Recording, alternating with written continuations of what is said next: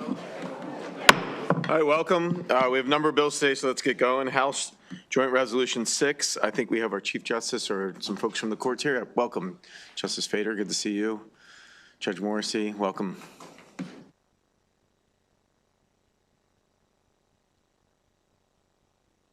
Mr. Chairman, members of the committee, thank you very much. It's a pleasure to be here. We appreciate the opportunity to come here today to talk to you. Now the light went on, okay.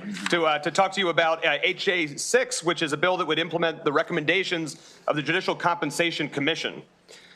The mission of the Maryland judiciary is to provide fair, effective, and efficient justice for all. We aim to accomplish that through our steadfast adherence to the rule of law, our commitment to equal justice under law, and our efforts to increase access to justice. Our 2025 strategic plan identifies 5 strategic initiatives that guide our efforts. The first is promote accountability and public trust. The second is improve access to justice. The third is to foster a healthy, diverse, and productive workforce. The fourth is to encourage a service-oriented approach to court operations. And the fifth is to use technology efficiently and responsibly. We have 322 judges in the state of Maryland at 4 different levels: the District Court of Maryland, 24 circuit courts across the state, the Appellate Court of Maryland, and the Supreme Court of Maryland. As former Chief Judge Mary Ellen Barbera told my baby judge school class, it is a profound privilege to serve the people of Maryland as a judge. And that is true. It is a profound privilege. But it's also a difficult job. In the best of times, judges see and experience the worst of what goes on in our society. They see the murders and the rapes and the child abuse and neglect, elder abuse, domestic violence, theft, and much more. Secondhand trauma in courtrooms is real. And judges are facing an increasingly difficult environment given the growing distrust in government generally and specifically attacks on judges and the role of our courts in our democratic republic. One of our judges was assassinated in his driveway a little more than 2 years ago. And sheriff's offices across the state struggle to provide adequate security in our courtrooms. I'm saying those things not to garner sympathy. Rather, I'm saying those things to highlight some of the real challenges that we have in recruiting people to do these very important jobs. I don't think I need to make the pitch here about how worthwhile it is to invest in building a competent, independent judiciary. Judges who have the skills, intelligence, curiosity, and legal acumen to thoroughly understand every case and every issue that comes before them. Judges who have the temperament and decency to treat every person who comes before them with dignity and respect. Judges who have the life and work experience and common sense to exercise appropriate judgment in deciding each case that comes before them. Judges who work to understand and appreciate similarities and differences among the people who appear before them. People who have those attributes can command a lot more money doing other things, especially in private practice and as in-house counsel. And there are other disincentives to attracting the best to want to be judges as well.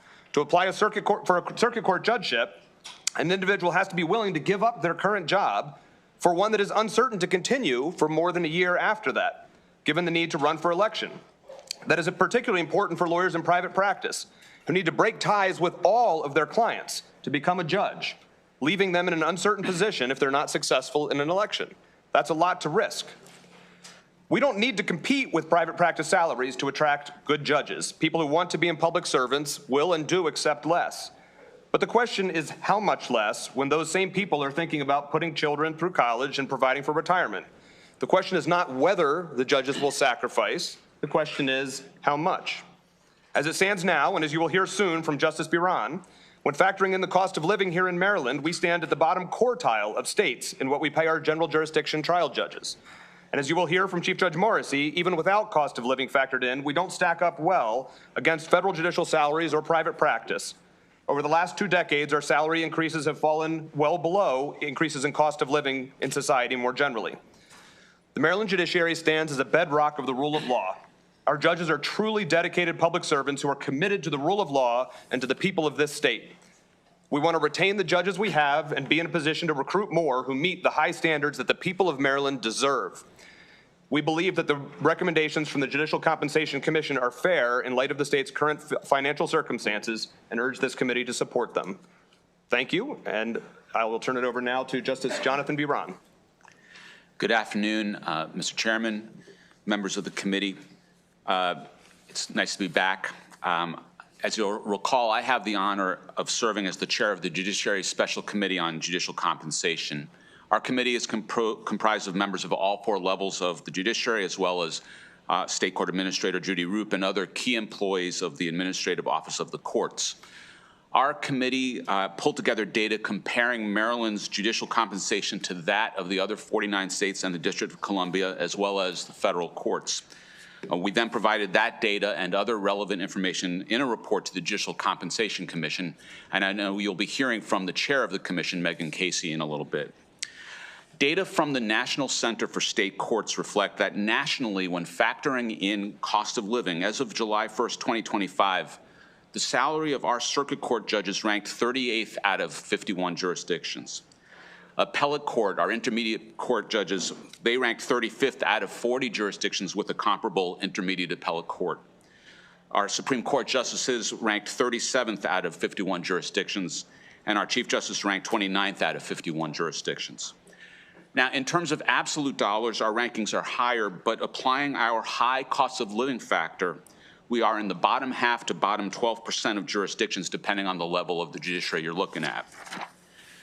When we look at the statistics regionally, meaning comparing Maryland judges to judges in 8 other comparable Mid-Atlantic and Lower New England jurisdictions, our rankings are also lagging behind. When applying the cost of living factor, in this group of 9, our regional rankings are Circuit Court 7th out of 9, Appellate Court 5th, Supreme Court 7th, and Chief Justice 6th.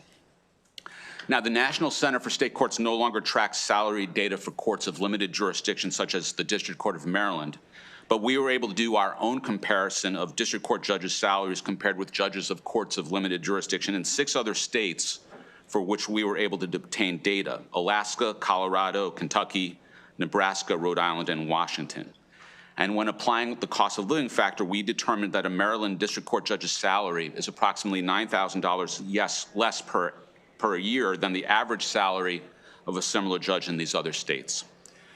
We are grateful for the salary increases that the General Assembly provided for Maryland judges 4 years ago. Those increases have allowed us not to lose ground to other jurisdictions when accounting for cost of living. With respect to 2 of the 4 levels of our judiciary, we've gained slightly in the rankings compared to 4 years ago. But given our state's high cost of living, our judges overall are still trailing their counterparts in most other jurisdictions.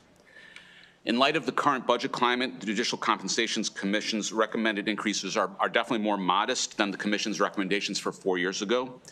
The current recommendations are for average increases of between approximately 2.25% and 2.8% per year, depending on the particular judicial classification. We believe the Commission's recommendations are appropriate in light of the important work we do as judges and the other considerations that Chief Justice Fader spoke about, and then Chief Judge Morrissey will talk about. And we respectfully request that this committee adopt the Judicial Compensation Commission's salary recommendations. I'll turn our presentation over now to Chief Judge Morrissey. Good afternoon, Chair Barrs and members of the committee. Thank you for giving us the opportunity to present to you today. For the record, my name is John Morrissey, and I'm Chief Judge of the District Court of Maryland. I'll just briefly expand on Chief Justice Fader and Justice Baran's comments. One method we employed when examining competitiveness in salaries. Did I get gonged out already? That was quick.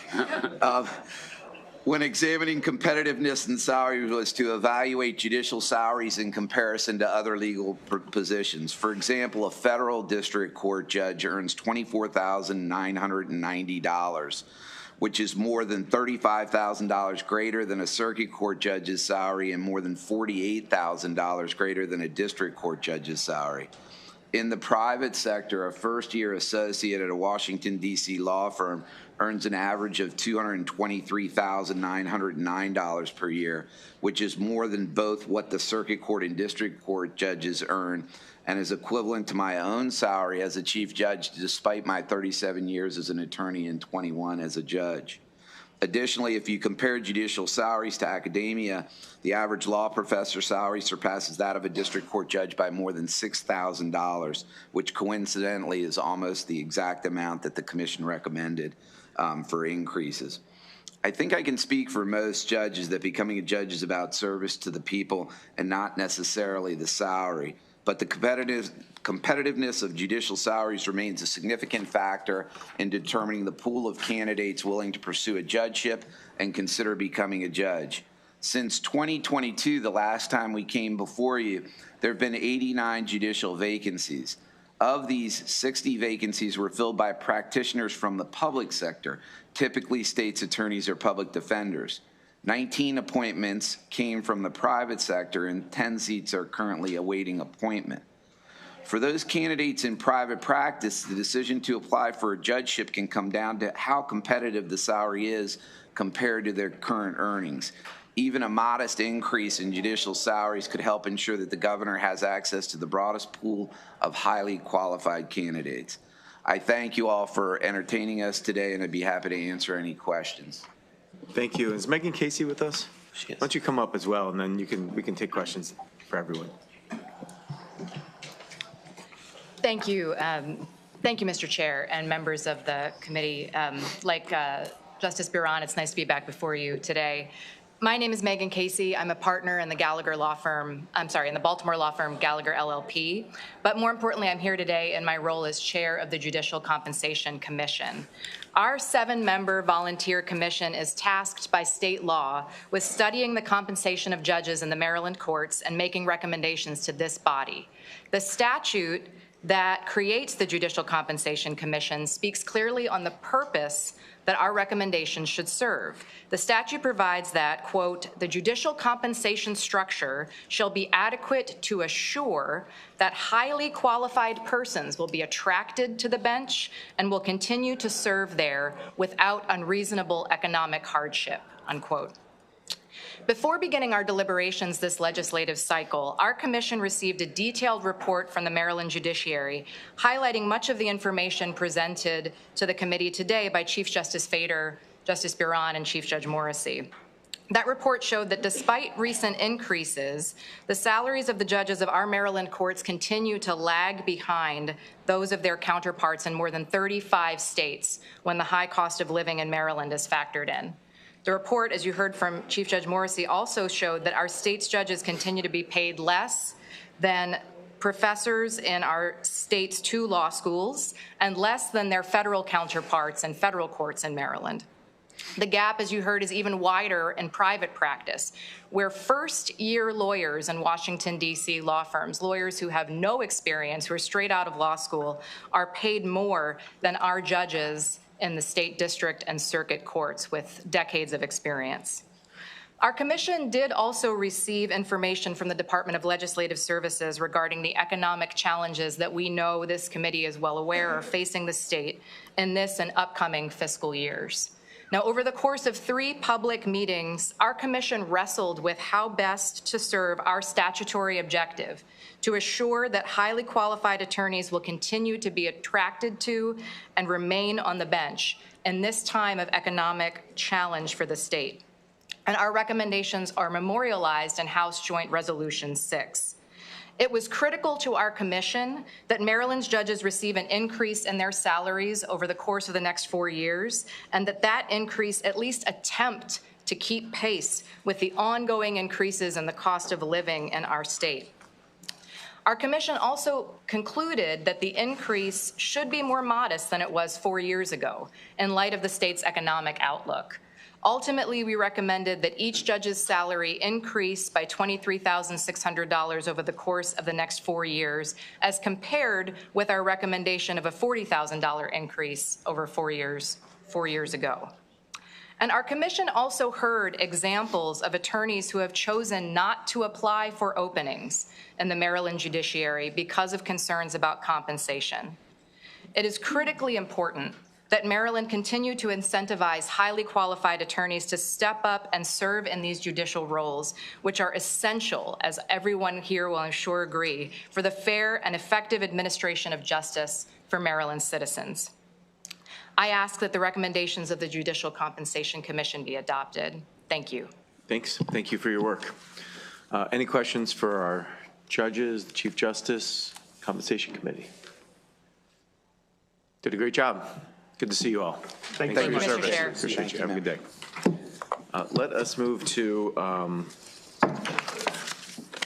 House Bill 1234. I see our county executive is here. County Executive Braveboy, welcome. Come on up. And you had two witnesses, I think we talked last night, that weren't on the list, but you can bring them up as well. Yes, thank you very much. Yep. And we'll give those witnesses 1 minute each. Yes. But you have as much time as you need, Madam County Executive, because I know it's your bill. Thank you very much. Yes.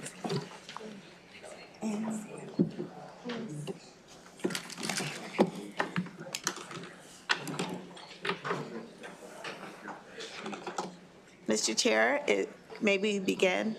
Okay, thank you so much, and good afternoon. It's so great to be back at the General Assembly. It was such a wonderful part of my life, and it's just wonderful to see all of you here.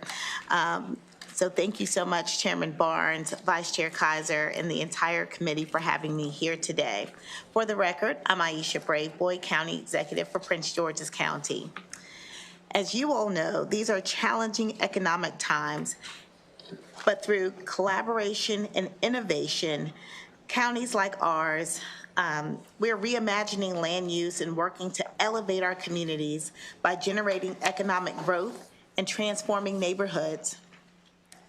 When I first became county executive, I was hit with news of the commanders preparing to move back to Washington, D.C., and Six Flags shutting its doors.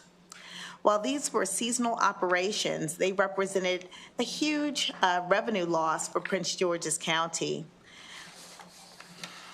It is one of the reasons why we are extremely grateful to this committee and to you in particular, Chairman Barnes, and the General Assembly for the $400 million Prince George's County received in state investments towards revitalizing the Blue Line corridor. Transit-oriented development is a prime example of how we can elevate neighborhoods and generate sustainable, year-long, long-term growth. Using the Blue Line Metro Rail as our anchor, our transformational plan will link Prince Georgians and others from across the region with places they want to live, work, and play, and spend some money. Running from Capitol Heights, which is right on the district line, to Addison Road, which is in the Seat Pleasant area, to Morgan Boulevard in the Capitol Heights area, and then on to Largo Town Center. This Blue Line corridor is not just a one-stop burst of seasonal activity, which is what we kind of have now. This is a planned and interconnected series of destinations. At all stops, we are looking at mixed use and mixed income housing opportunities, bringing workforce housing and amenities closer to places where people want to be. In addition to traffic infrastructure and stormwater management upgrades, we are looking to use a portion of the state funds to develop anchor projects for the Blue Line corridor. One example, at Morgan Boulevard, we are planning a sports technology innovation center. This will be a dynamic and transformational magnet for the region. It will be a collaborative hub for youth, sports, education, and research, intended for partnerships between universities, tech firms, and local sports teams. The estimated economic impact from this project alone is $20 to $50 million annually. Also at Morgan Boulevard, we are planning for a 12,500 square foot market hall and a state-of-the-art production hub. Two places that will draw entrepreneurs and innovators, as well as high-quality consumers from across the region. With your help, we are building destinations. At Largo Town Center, our center point will be a 6,500-seat outdoor amphitheater designed as a central venue for concerts, festivals, and cultural events. A reminder that this is part of a broader transit-oriented development, providing all types of amenities to draw families, individuals, groups, and really everyone to the Blue Line corridor. Taken together, our plan for the state's $400 million investment to Prince George's County, we are able to really leverage this to attract over $4 billion in private investment, and you'll hear from some of those who are building right now on the Blue Line corridor.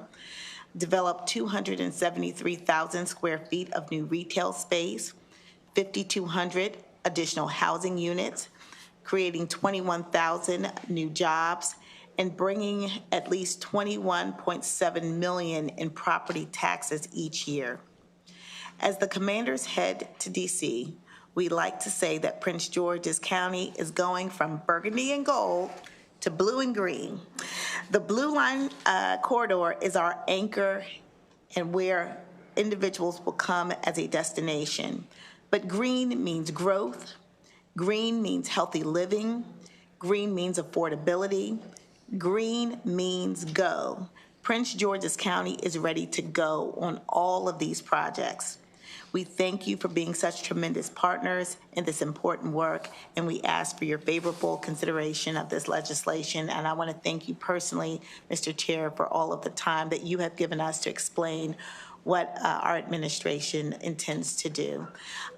Next, you'll hear from Tracy Benjamin, who I think has signed up to testify, and she did not sign up. Sorry, she's my DCAO. Here for Oh, questions. she's just here for questions. Here for So sorry. questions, okay. And so the developers along the Blue Line corridor, we know they each have a minute. We'll start with Omar. Okay. Omar. Chairman Barnes and members of the committee, good afternoon. Thank you for the opportunity to speak and testify in support of House Bill 1234 that strengthened the Blue Line corridor framework. My name is Omar Kareem, and I lead Banneker Ventures, a Maryland-based developer and builder investing along the Blue Line in Prince George's County.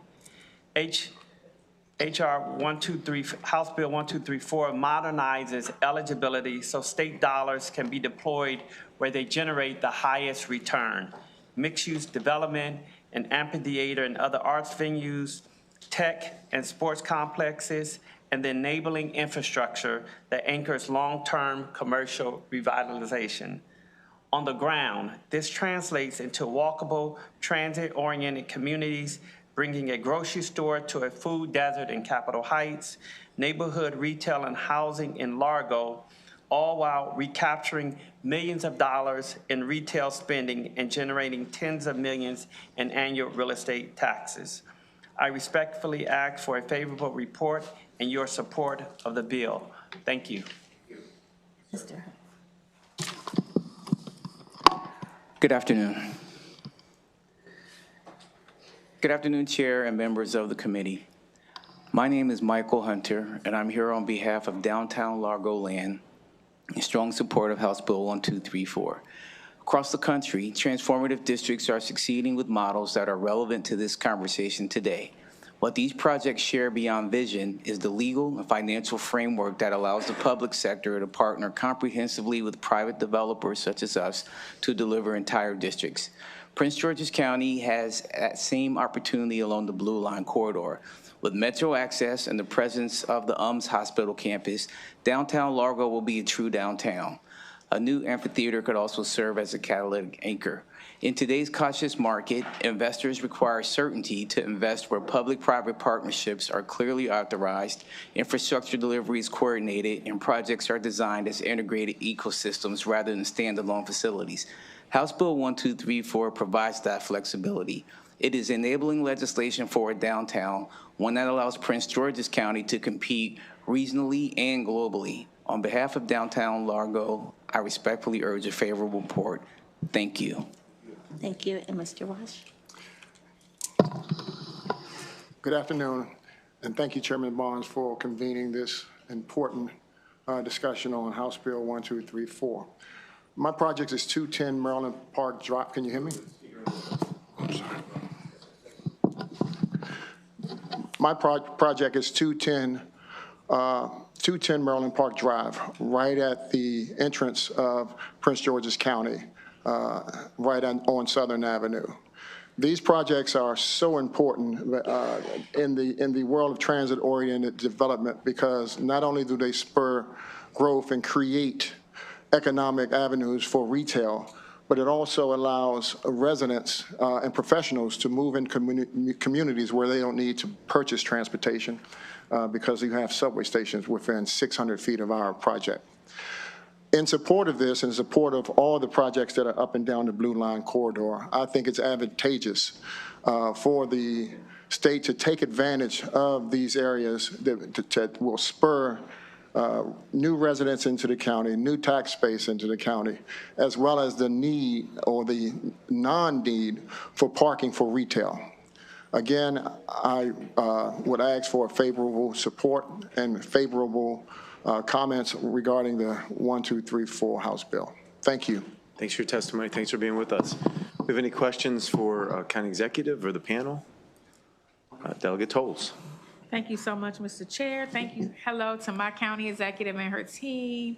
Always a pleasure to see you. I do have a question in terms of the process. So I have that question and a follow-up question. How would the process work with this fund? Will the developer be able to, or the county would give the developer an incentive to utilize the funds? Good afternoon, Mr. Chair, committee members. For the record, I'm Tracy Benjamin, Deputy Chief Administrative Officer for Economic Development. The process is currently memorialized in an MOU between the county and the Maryland Stadium Authority. It sets forth a process that requires that we submit to the Maryland Stadium Authority facility, a description of a facility and the programming we want, and then they conduct a feasibility study, and they actually, under this particular MOU, will do the competitive, if they accept the project and it goes through all of the proper approvals at the state level, they would then solicit the developer and monitor and manage the project. We are seeking a meeting with the Maryland Stadium Authority so that we can amend that MOU to, first of all, reflect what is in this bill, should it be passed, and also to refine that process and give the county a greater stakeholder or a greater participation in that process. So should the bill pass, we'll have that MOU amended and hopefully arrive at a much better process. Okay, great. And I was here for the MOU. I'm familiar. It really was geared toward a lot of in Largo. So I'm asking the questions on behalf of my community. And so, Mr. Chair, just a couple follow-up questions. Thank you so much. For the 210 project, sir, good to see you as always. Good to see you. I have a question for you. Will you also, you're speaking in favor of this bill, so I'm certain that you would like to work with Stadium Authority to get funding for your project. Will you also be using HUD dollars, low-income dollars, to build your project as well? Yes. And at what capacity? Is it 80% AMI? 60%, 20%, can you tell me what percentage you will be asking DCHD to support your project with? 130 of the units are 60% of AMI. Okay, so almost half and half of individuals that will be on the lower income level versus the market rate. And so can you tell me the hope of having funding available is to allow the community to thrive. So could you speak to, in your professional opinion, with that almost 50-50 split, how do you imagine this project to thrive and to be able to be affordable if you're bringing, I'm sure like at least a decent grocery store and other amenities? How will that community support that with the AMI you're seeking from DCHD?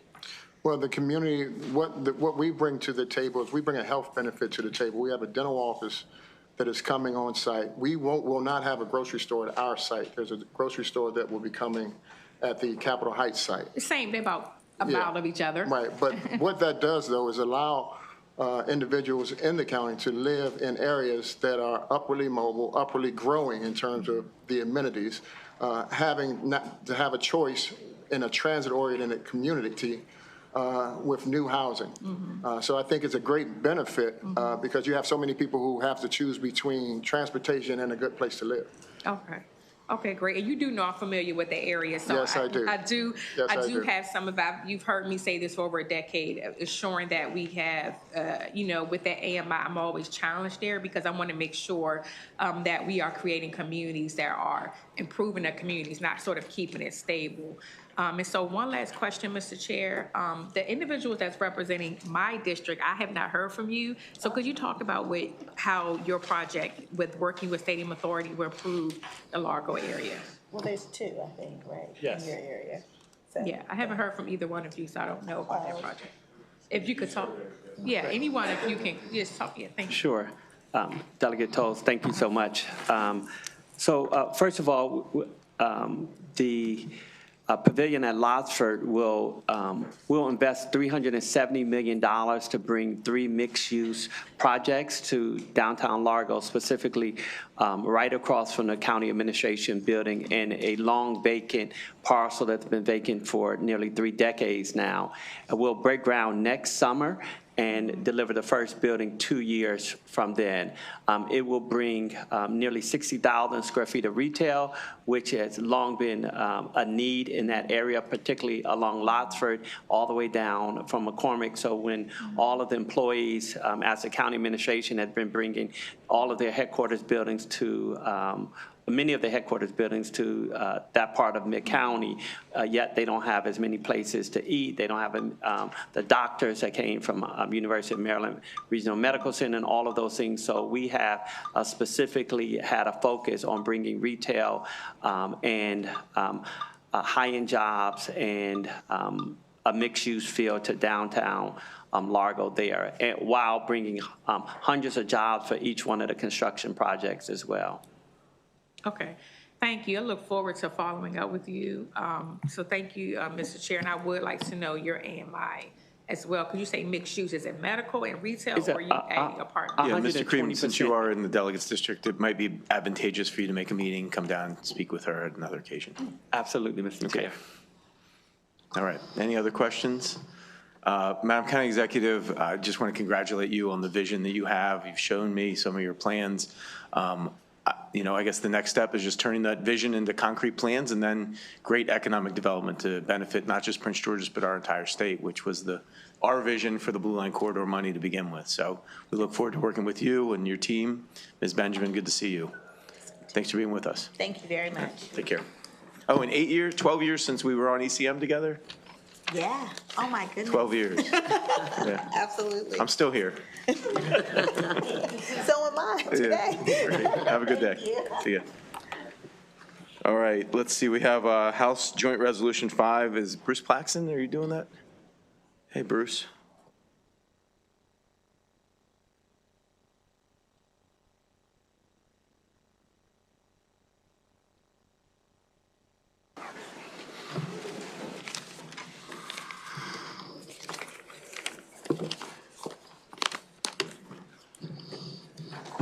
Good afternoon, Mr. Chair and members of the committee.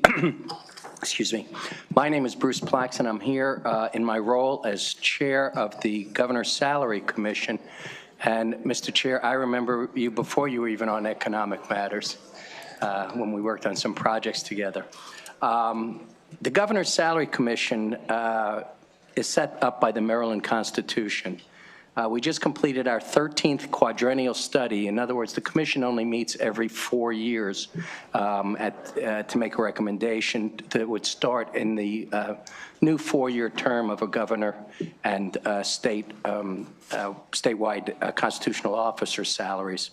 I have been privileged. This is my 4th time that I have been appointed to serve on this commission, and the 3rd time I have served as its chair. And with me today is Tom Elders and Eric Pierce of the Department of Legislative Services, who provide us with such great background materials to do our work. I'm always amazed at the diligence and the hard work that goes into it from the volunteers that are appointed by the Senate President and the Speaker, as well as our State Treasurer, Derek Davis, who served this year on the commission. The committee met twice and takes its duties very, very seriously.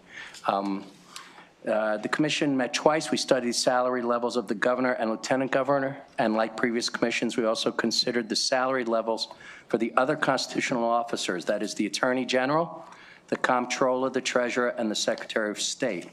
In developing our recommendations, the commission examined many factors: salary trends among key administrative posts in Maryland state government, salaries paid to other governors in all 50 states, salaries paid to Maryland County executives and other officials around the states, and changes to salaries of state employees over the past 2 decades. In 2021, when the commission last met, salary levels for the governor, lieutenant governor, and other constitutional officers had been frozen for 4 years. In other words, when we met in 2017, because of budgetary constraints and the economy at the time, the commission did not recommend raises. So these constitutional officers and the governor had not had a raise for over 4 years. The prior commission did recommend increases for the upcoming term of officers beginning in January 2027, this commission. We considered factors noted previously as well as other important concerns. For example, the commission took into account the current economic environment. We included inflation levels over the past 4 years and projected inflation levels. The commission was also careful to acknowledge the impact of any compensation increases on the state budget. As a result, the commission's recommendations included no salary increase for 2027 calendar year. I want to make it clear when you look at these bills that no raise will go into effect until January of 2028. Instead, the increases are phased in beginning, like I said, with the second year of the term. And over a 4-year period, the commission recommended increasing the governor's salary by a total of $15,000 spread out over the 4 years, while the increases for lieutenant governor, attorney general, comptroller, and treasurer's salaries totaled $10,000 spread over 4 years, and the secretary of state would receive an $8,000 raise spread over 4 years. When you look at the math, for all of these constitutional officers, the governor and lieutenant governor, the raises are less than 2% per year, but far below inflation, but the committee felt strongly that some raise was appropriate. The members of the Governor's Salary Commission, thank you for the opportunity to present our findings. I think you all have been provided a full report, which includes very detailed information regarding our recommendations, and it is available on the General Assembly's website. And again, I commend Tom Elders and Eric Pierce, who worked with me in the committee on this report. They are here with me today to answer any specific technical questions that I might not be able to answer. And with that, Mr. Chair, I'm happy to answer any questions about our recommendations.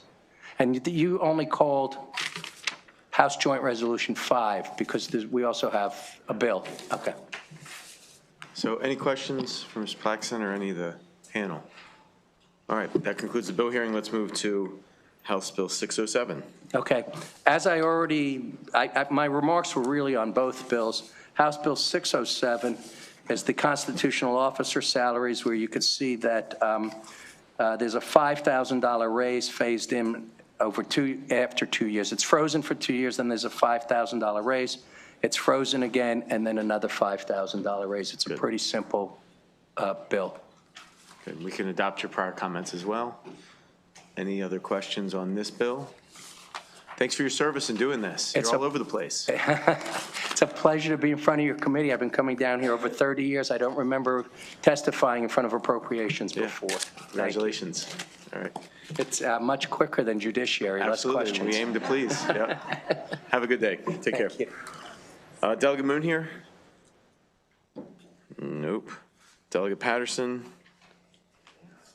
Delegate Mercure North? Robin Lewis? Delegate Embry? Delegate Griffith? Oh, Delegate Smith. Delegate Smith is here. We were about to finish our bill hearings early.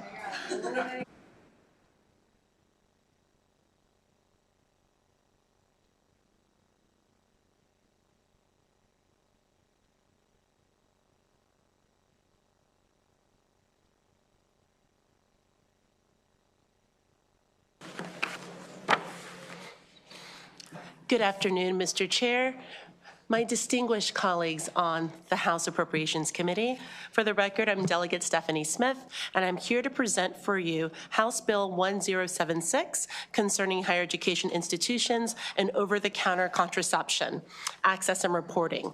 Some of you may remember a few years ago, we passed a bill to create more accessibility for over-the-counter contraception at four-year schools, and then we came back and we did a subsequent bill to ensure that two-year schools had the same opportunity. And so as a result of these bills, Maryland campuses are required to consult with students in the development and implementation of access plans for over-the-counter contraception. Most campuses have implemented the law by installing wellness vending machines stocked with over-the-counter birth control and other common products, such as lip balm, ibuprofen, etc. House Bill 1076 is clarifying legislation to help the Maryland Higher Education Commission manage the implementation of our existing law by doing the following. One, providing consistent reporting requirements. We already have an annual reporting requirement to community colleges in the current law. This bill extends that reporting requirement to public four-year institutions and consolidates reporting requirements for all campuses into a single section of the code. Additionally, there's clarifying access requirements. The bill clarifies that community colleges must provide access to all forms of over-the-counter birth control. Our existing law governing four-year schools is clearer in this regard. Over-the-counter birth control includes condoms, emergency contraception, and a daily birth control pill called O-pill. All these methods have been approved for over-the-counter use by the Food and Drug Administration. Maryland campuses have already made significant progress in expanding access to over-the-counter birth control. This progress is a result of a public-private partnership among the Maryland Higher Education Commission, the Maryland Commission for Women, and the American Society for Emergency Contraception. Their collaborative efforts have resulted in in-person workshops providing access to over-the-counter contraception, ongoing outreach and technical assistance from the American Society for Emergency Contraception regarding over-the-counter vending machines, and also implementation grants of up to $10,000 awarded to 10 community colleges through an investment by the Strauss Foundation. Maryland has set the trend for campus access to over-the-counter contraception nationwide. The number of campuses providing access through vending machines has grown from 17 campuses in 9 states to 150 campuses in 30 states. For these reasons, I respectfully urge a favorable report on House Bill 1076. Thank you. Any questions for the bill sponsor? Okay. Now I'm off pace here, so let's see, are there any, thanks, Carol. All right, Brett Jordan, Christine Lee, Robin Elliott. Come on up. Thanks.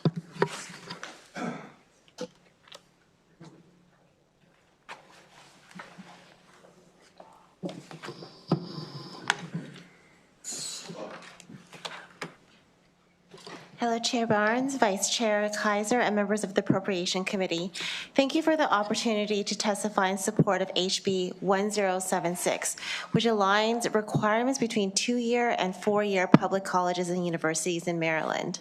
My name is Dr. Christine Lee, and I'm a commissioner with the Maryland Commission for Women.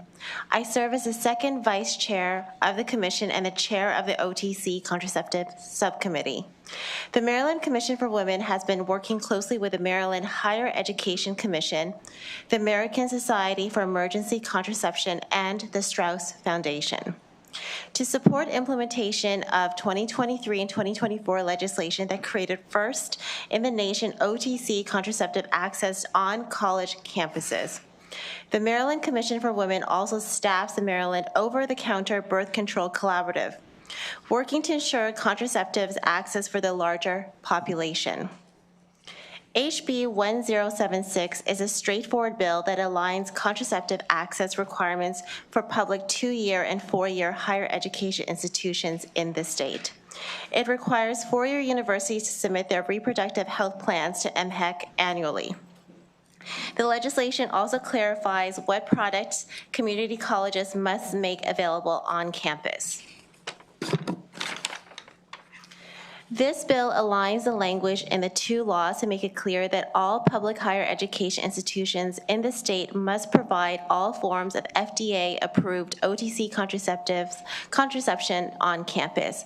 With these two changes, the General Assembly can further strengthen campus access to OTC birth control and help students achieve their academic goals. Thank you.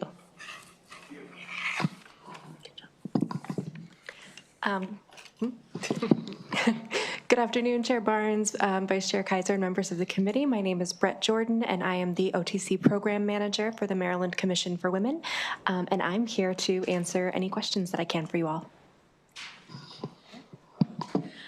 Good afternoon, Robin Elliott. I'm here today on behalf of Reproductive Justice Maryland in support of the bill. I will just add a very short story and a thank you to Delegate Smith.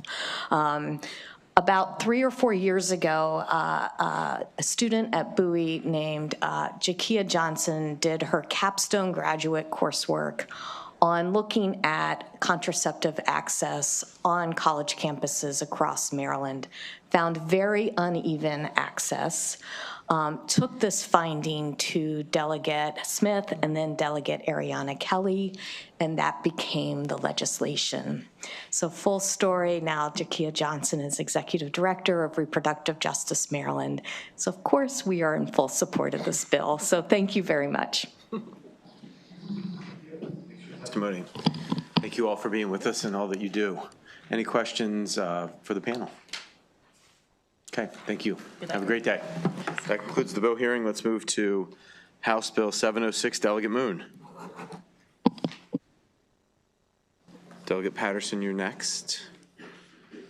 We'll take both your bills.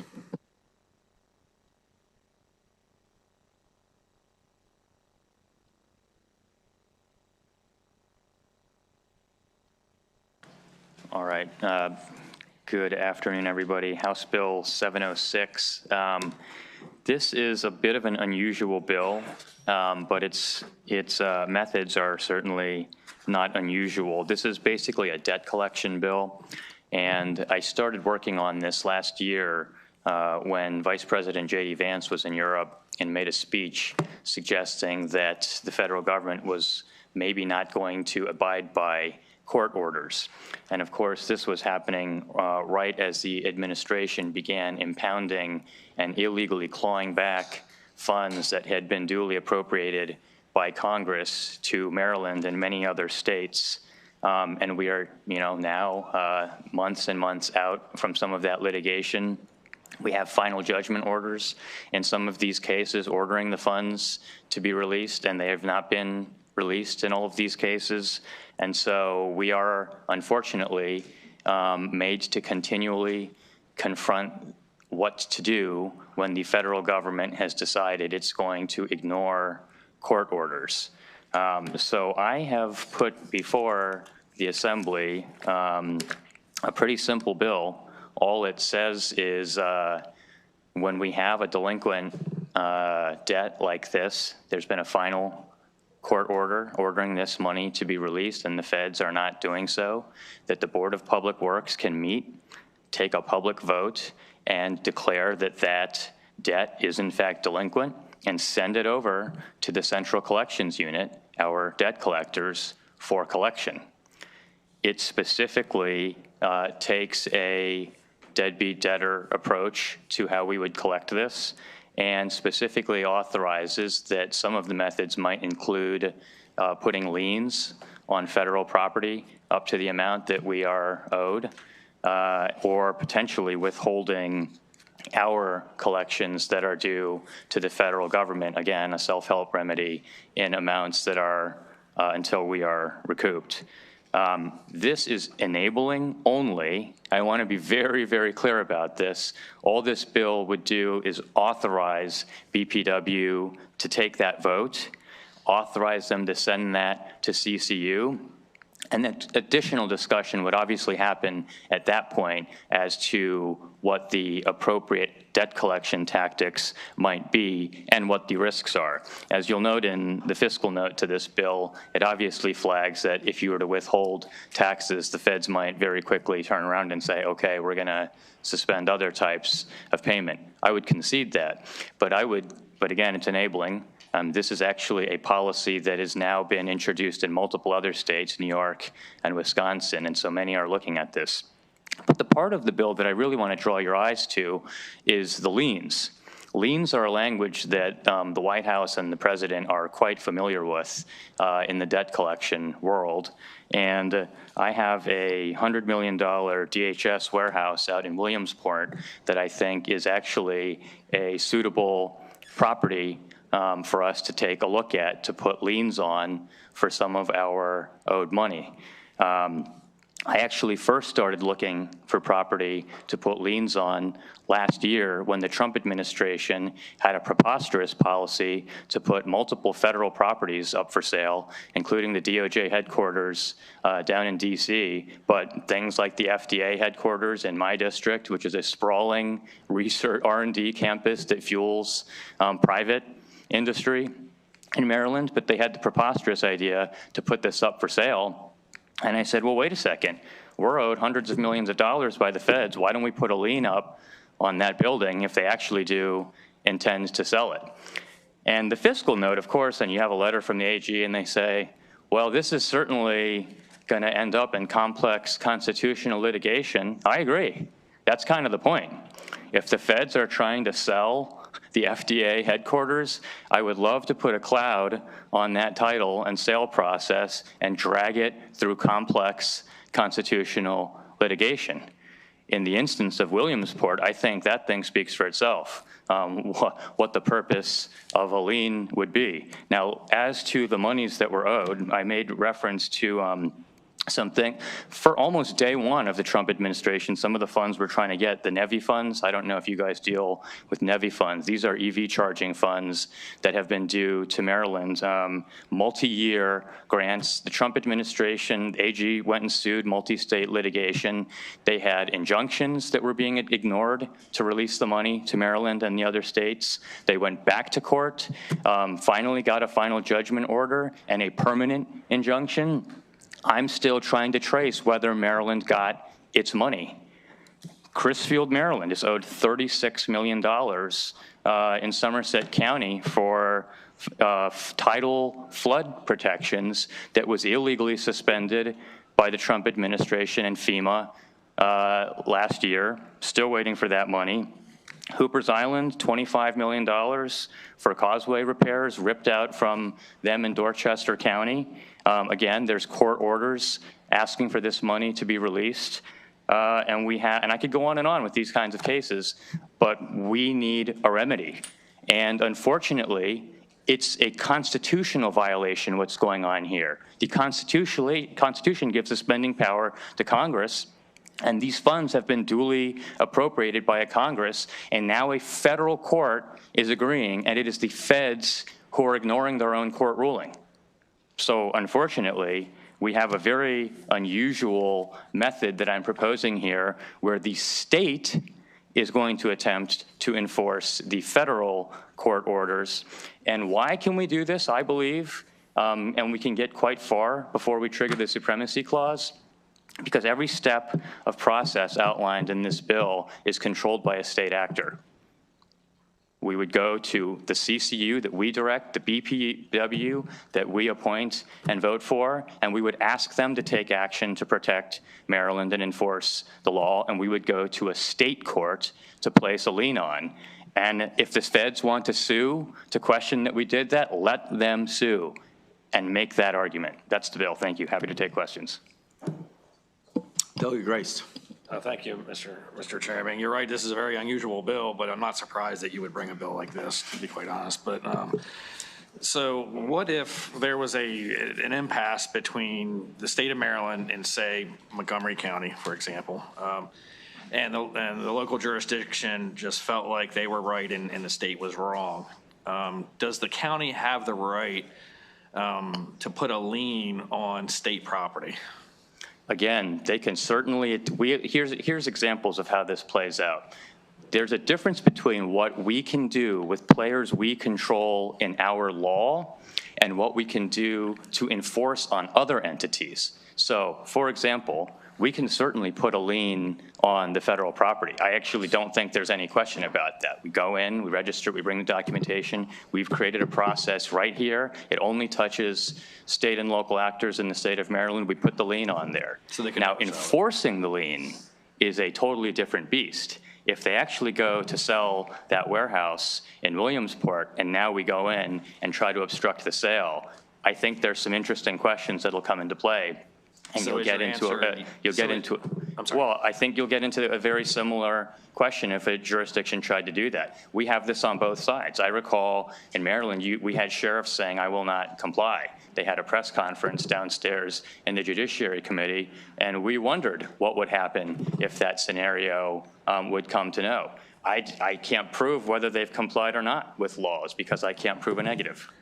That's true. And similar can be said whether or not the state wants to enforce the federal immigration law too, the laws that are on the books. Now, I have a question. Part of, I guess, if for this enforcement, I guess if you're a resident of Maryland, one of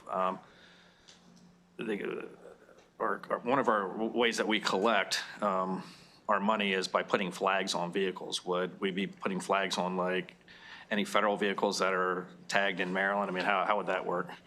I would certainly think that's plausible. I had said the ICE warehouse, but guess what? There's 50 brand new SUVs parked at that warehouse that still have the dealer tags on them with $61,000. Now, I can figure the location of a building that I'm trying to put a lien on much more easily that I could get the VIN number So from the a federal federal government vehicle. couldn't drive. In that case, the federal government could not drive in Maryland if there's a flag on their tags. So Well, you're just feeding better and better ideas. I would submit all of these are all great ideas. We could do vessels out here in Annapolis. Well, we could make it more ridiculous than it already is. There's That's why I'm vessels in asking the Annapolis, question. flag I'm carriers. trying to I mean, highlight the ridiculous. All right, let's one person talk at a time. I think that Delegate Grice has a friendly amendment, but. No, I had a question, but I was. Go ahead, give interrupted. us your question. So if the federal government cannot, if there's flags on these federal vehicles and they can't drive in Maryland, I mean, would that be a direct violation of the Constitution? I mean, the supremacy clause? I've seen ICE officers getting pulled over for DUI. Well, that's the driver, and we're not talking about assets of the federal government, though. I think there's a difference, don't you? I mean, Again, you're coming exactly to my point. As to the ICE SUVs in Williamsport, let's have that discussion in court. Let's discuss what should become of that vehicle and whether what we're doing is a valid use of our power. I think that's a welcome conversation to have in lengthy litigation. So maybe my friendly amendment might be that we can also include, when the counties have a disagreement with state government, that they could also participate in this exercise. It's your bill. You got the votes. Moving. Good luck. Delegate Spiegel. Thank you, Mr. Chair. Thank you for bringing this creative bill, Delegate Moon. I wanted to ask you about post-judgment interest. I noticed that in the language of the bill, it's not really mentioned. I'm not sure if you're contemplating BPW having the authority to go after post-judgment interest or if you've intentionally left it out. My understanding under case law from the Federal Tort Claims Act and from other law is at the federal level, the general rule is judgments on a claim against the United States can only have post-judgment interest if that is specifically allowed by a contract that the federal government has entered into or a federal statute that allows for it.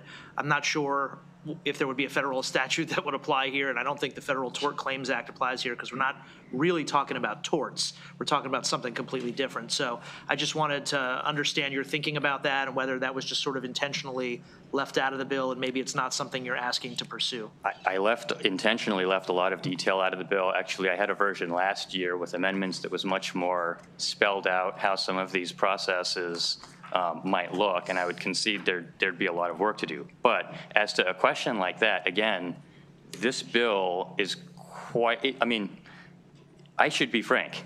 I believe this bill is proposing that we treat rule of law and process the way the Trump administration is doing so. In other words, if we can direct actors within our layer of government to do things as spelled out by our law and sort of take a look another way and say, and to the extent there might be federal law that thinks it can touch this law, let that conversation happen in court. I mean, that's clearly what's going on with us. They were asked to return the money, and they have been ordered to return the money, but because they simply look the other way, our entreaties to them to return the money basically go nowhere until they are out of office.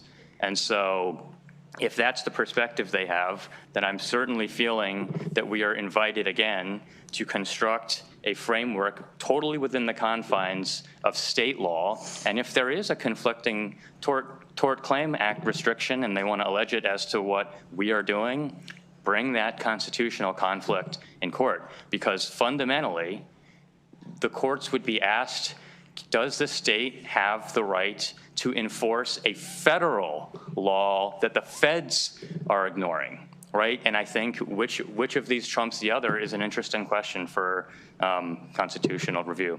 Well, now I know what it feels like to be on the Judiciary Committee. Thank you. Delegate Stanko. Sure. Thanks, Mr. Chair. I recall, I think about eds, meds, and feds, right? Kind of being a very Maryland-centric economy framework. And I recall in the past you've been a big advocate for the federal jobs and federal deployment of federal capital to be headquartered in Maryland. Even thinking about the FBI headquarters previously. You don't think this bill says to, whether it's this administration, the future administration, don't bring your buildings here because we're going to make, and your jobs here because we're going to make your life terrible if you disagree with us in the future? I think we're saying we want to keep our buildings here. It's the, I mean, that's actually the first iteration of use case I had here was when they were trying to sell the FDA headquarters in my neighborhood. I said, let's slow that thing down. And since we're owed money and liens are a totally valid vehicle to slow down or cloud a sale, that was actually my first instance, not to obstruct it, but to get them to stay. Gotcha. I think maybe you could slow it down for a couple years and then say never come here in the future. That would be my general thoughts on this bill. You'd accept a 3-year sunset on the bill, wouldn't you? Certainly. A couple years, all we need. All right. Any other questions? Thanks for the bill, Delegate. Have a good day. Delegate Patterson, House Bill 720.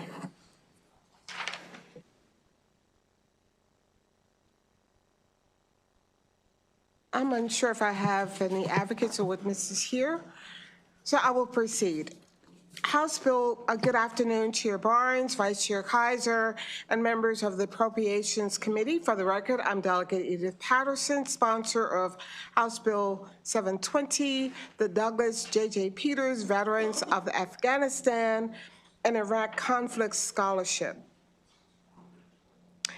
The legislation is grounded in Maryland's responsibility to honor the service and sacrifice of veterans of the Afghanistan and Iraq conflicts by ensuring sustained access to higher education for them and their families. The Douglas J. Peters Veterans of the Conflict Scholarship was established in 2006 to provide educational assistance to veterans of these conflicts, active duty members, activated reserve component members, and their dependents. Since its creation, the General Assembly has repeatedly recognized that the need for this scholarship has not diminished, extending the program's termination date multiple times, most recently to 2036. But despite these extensions, current law still limits the program by prohibiting new awards after a certain date and restriction renewals for some recipients.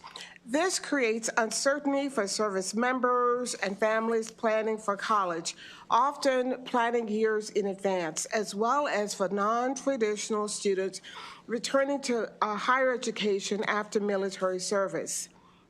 House Bill 720 removes these limitations by repealing the termination date and eliminating statutory barriers to awarding and renewing the scholarship. This ensures continued access without the need for repeated legislative extensions. It also provides stability and continuity for Maryland veterans and their families. It does not increase funding levels. It simply maintains the commitment the state has already made. And for these reasons, I respectfully urge a favorable report. Thank you for your consideration. We'll get it moving as quickly as we can. Any questions, Delegate Ivey? Thank you, Mr. Chair, and thank you, Delegate, for bringing this piece of legislation. Not so much a question, but Senator Peters was a really wonderful individual, served here in Annapolis with us, and I just wanted to take a moment to lift him up and thank you for you bringing this piece of legislation. Scholarships help people do great things that maybe they didn't have the resources themselves to achieve, and Senator Peters certainly helped me in that regard as well. So I just wanted to take a moment of personal privilege to say that. Thank you. Thank you for citing that. He certainly was a great senator and advocate for education. And a great friend. Thank you. Any other questions? Okay, we're going to go to your next bill, Delegate. right, House Bill 98, or I'm sorry. Thank you very much. 721. 721 is a continuation of military families.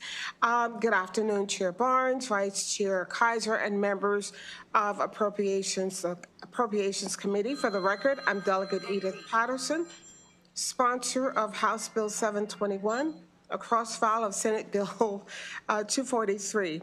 Uniformed Services Spouses Act. Members of the Uniformed Service have served our country with dedication, and their ability to do so depends in large part on the strength of their support systems. While our nation provides important resources, the most consistent and reliable support often comes from their spouses. Uniformed service members' spouses carry tremendous responsibility. They support their families and, in turn, our national readiness. Maryland has taken steps to recognize these contributions by extending certain benefits like property tax exemptions. Still, there is more we can do to better support the spouses. House Bill 721 builds on existing laws by extending key benefits currently available to service members and veterans to their spouses. These include priority college registration, access to educational resources and scholarships, along with hiring preferences and employment testing credits. Uniformed service spouses deserve recognition that matches their sacrifice and commitment. Extending educational and employment opportunities helps provide stability for military families and strengthens our workforce. And for these reasons, I respectfully urge a favorable report. Thank you. Thank you very much.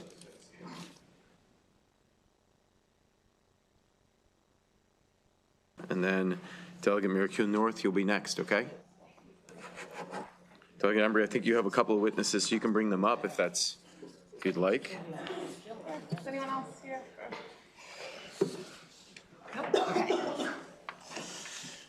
George Unick and Jennifer Kovahay. Jennifer's here. I don't know. Okay, that's fine. We'll go with who we have. Thank you so much, Chair, Madam Vice Chair, and committee members. And I'm sorry I wasn't here earlier. You moved so quickly. I'm so impressed. Judiciary, I think we're still in our first bill. I'm not sure. So I'm here on House Bill 818. In 2014, this body had the great wisdom to create a tuition waiver for foster youth and homeless youth, and it really made a difference. the Maryland Longitudinal Data Center, there's data showing that over a 10-year period comparing or children with and without the waiver, there was a 73% increase in graduation by age 25 because of the tuition waiver. So we know that worked, and I was not here, so thank you for all who were. That was really great wisdom. But the problem is the greatest hindrance to homeless and foster care youth, who, as you know, are some of the most vulnerable people in our state, is the costs beyond tuition, because that is not the total cost of going to college. And so also from the Maryland Longitudinal Data Center, the most limiting factor, so based on the data, is access to financial aid that can pay for non-tuition expenses. Since the creation of the tuition waiver in 2014, less than 5% of eligible homeless youth and 13% of eligible foster youth who graduate high school have enrolled in post-secondary education receiving the state's waiver in their first year. And the number one reason are these costs, room and board and other costs. So we know it's a problem. I don't think anyone who submitted testimony disagrees that this is a good thing to do. The challenge is cost. So I have 2 amendments that I've circulated that I worked with the system, university system on. Not that it addresses it fully, but makes a dent. One is to eliminate non-residential campuses from this bill. So if you don't have dorms, you're not covered, you don't have to provide housing. So that addresses the community college concerns. UB, UMB, Global Campus, I think, are the non-residential campuses. And the other thing is, while not requiring students to apply for any specific aid, it does make clear, the amendment makes clear that if there is aid and it's available, then that would first be used. So this would be layered on top. So those are 2 attempts to address the cost. So I'm very sensitive to what our universities are suffering financially and in many other ways, so I don't want to minimize that, and I have had many conversations. So I'm sorry to bring a costly challenge to this committee, but I hope there's a way, even in maybe a limited pilot setting, to move forward. But again, I think the benefits are shown by data, and also I think we all understand just intuitively what it means for someone to be housing insecure while trying to attend college, and how that can be a hindrance if they're attending, but also a reason not to attend in the first place. So with that, I thank you, and we'll turn it over to my wonderful witness. Hi, thank you, Chair Barnes and Vice President Kaiser, for your time. I am a proud Baltimore City Vice President. I'm sorry. She likes it. She's sorry. I am a proud Baltimore City public school graduate and also resident, currently working at a nonprofit where I serve Baltimore City public high school students. In that capacity, for 6 years, I first worked in the high school where I saw students not be able to choose college first. They had to get a job directly after high school just to be able to afford a secure place to live. So that was an issue then. And then now, currently as a director of college success at my nonprofit, I have a few students, but 2 examples currently that students that could benefit from this bill would be one of our students, Sam at Coppin, who family was evicted as he was entering his first year of college. And his parents were essentially like, you're on your own, you're an adult now, and there's nothing more we can do, and now has no communication or support with family. Coppin has been very supportive with allowing him to get housing throughout the summer and winter breaks for mandatory move-outs, but finding him financial aid to support that cost that comes along with that has been extremely challenging. Another student is, we have a student named Aaron at Morgan, who we've thankfully partnered with St. Ambrose House, which is a great program in Baltimore City to help house youth house. And she has been placed in secure housing through that, but this bill would allow that student to not have to worry about that when worrying about their studies and all the other challenges that they face. Housing wouldn't be that issue.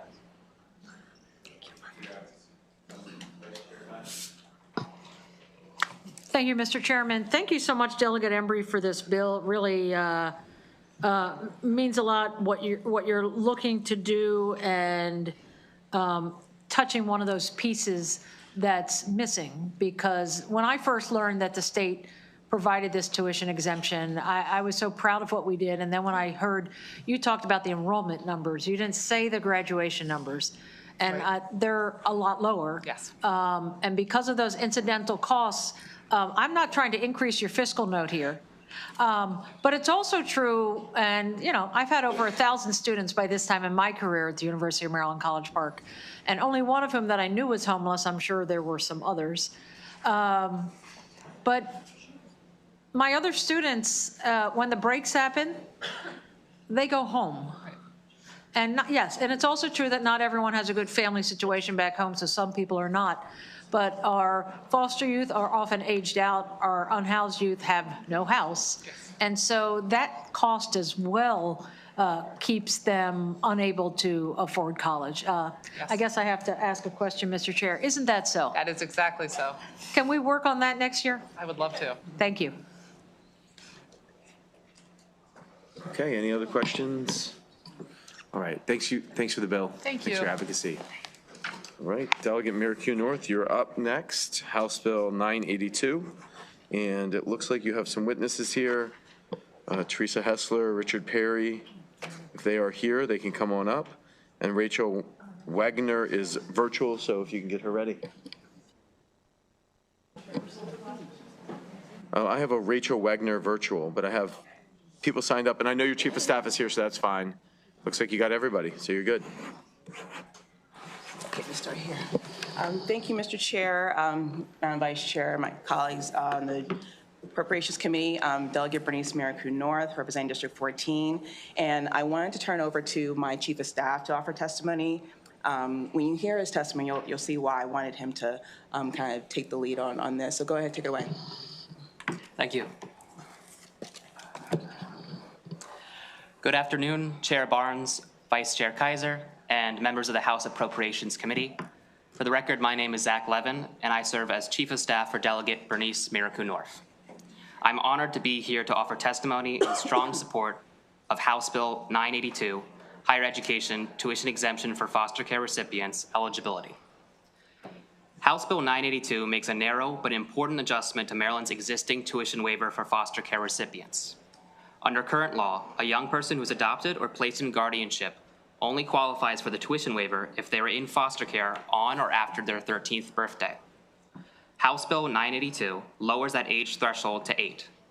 In doing so, the bill corrects a gap in current law so that children who achieve permanency earlier in life are not excluded from support later on. If I may, I'd like to share why this bill is personal to me. My partner, Genevieve, is the legal guardian of her now 18-year-old sister, Julian. When Julian was 14, her world turned upside down. Her parents were deemed unfit to care for her, and she entered Maryland's foster care system, where she suffered bullying and financial abuse. Genevieve, just 23 years old, stepped up to take responsibility. And by the time Julian turned 16, Genevieve became her legal guardian. Since then, we've worked tirelessly to give Julian the stability, community, and sense of normalcy every young person deserves. Julian loves dinosaurs, and it was her passion for the field and dreams of one day becoming a paleontologist that sustained her during these tough years. But when it came to college, our combined salaries simply weren't enough to cover tuition for a young person without a financial safety net. That's when we learned about the foster care tuition waiver. Through this program, Julian has been able to learn, grow, and follow her dreams without the crushing weight of debt or financial uncertainty holding her back. From a human standpoint, it's difficult to explain why Julian should have access to such an amazing program, but someone who exited foster care younger than 13 should not. We should not be telling that foster youth, you found a family too early to qualify. From a fiscal perspective, this bill is about policy alignment and long-term return on investment. First, college is expensive. For many families who step forward to adopt or assume guardianship of a child, finances are already tight. Under current law, if a child exits foster care before age 13, they lose access to that tuition waiver.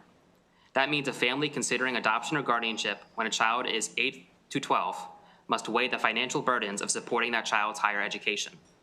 In other words, the structure of the waiver can unintentionally create a financial disincentive for early placement.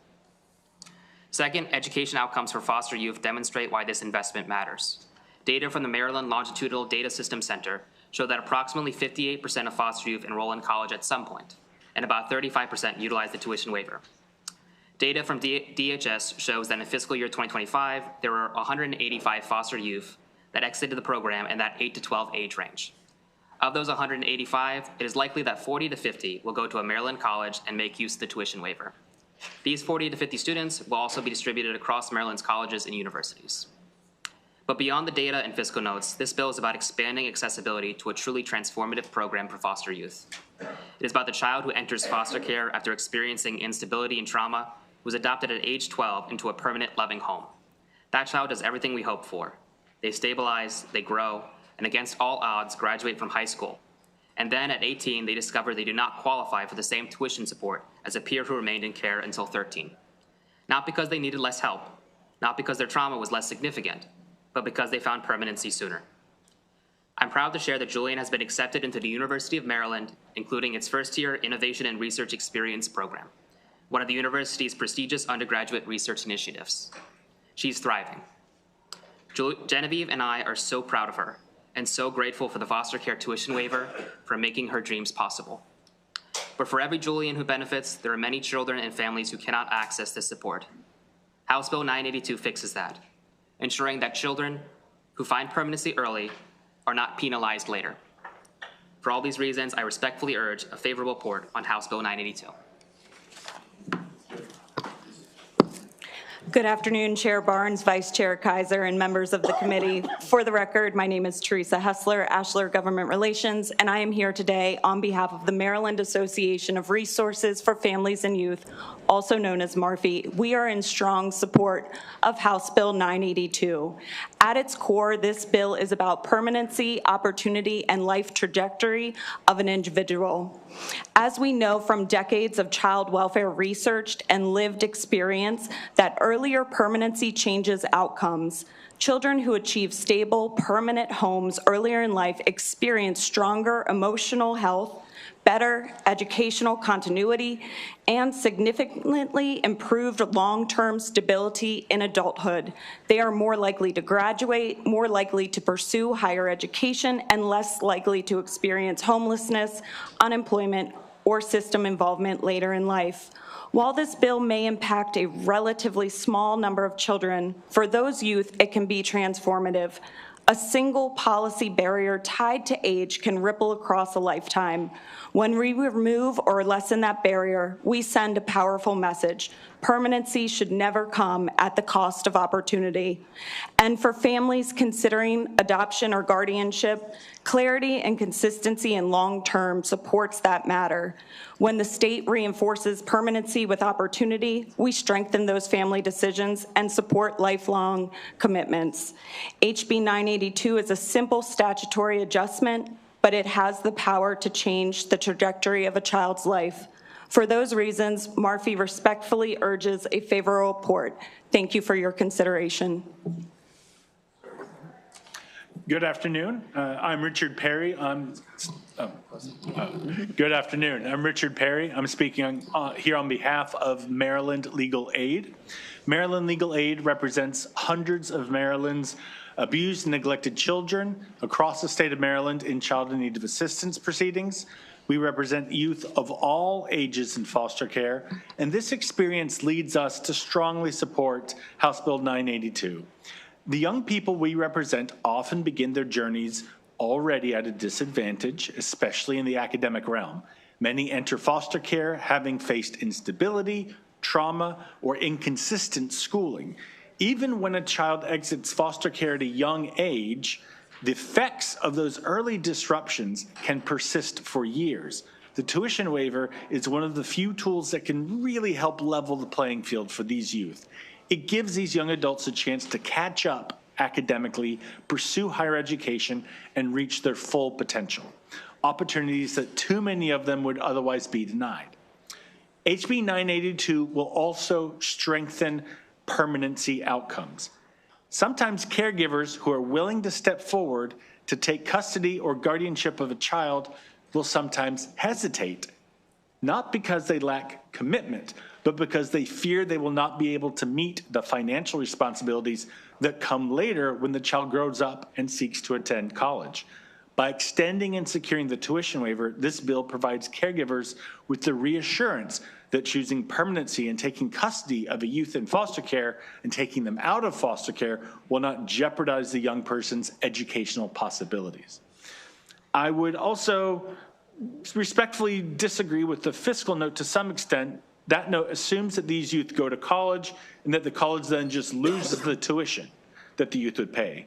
The reality is that sometimes these youth would not go to college but for the tuition waiver.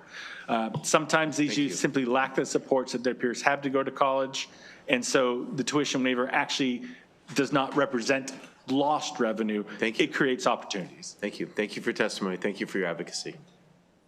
Any questions for the sponsor or the panel? Okay.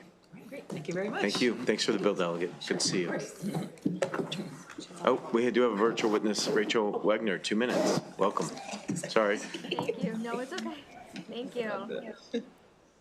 Hi, everybody, and thank you very much. My name is Rachel Wagner. I'm the Director of Case Management at the Center for Adoption Support and Education, also known as CASE.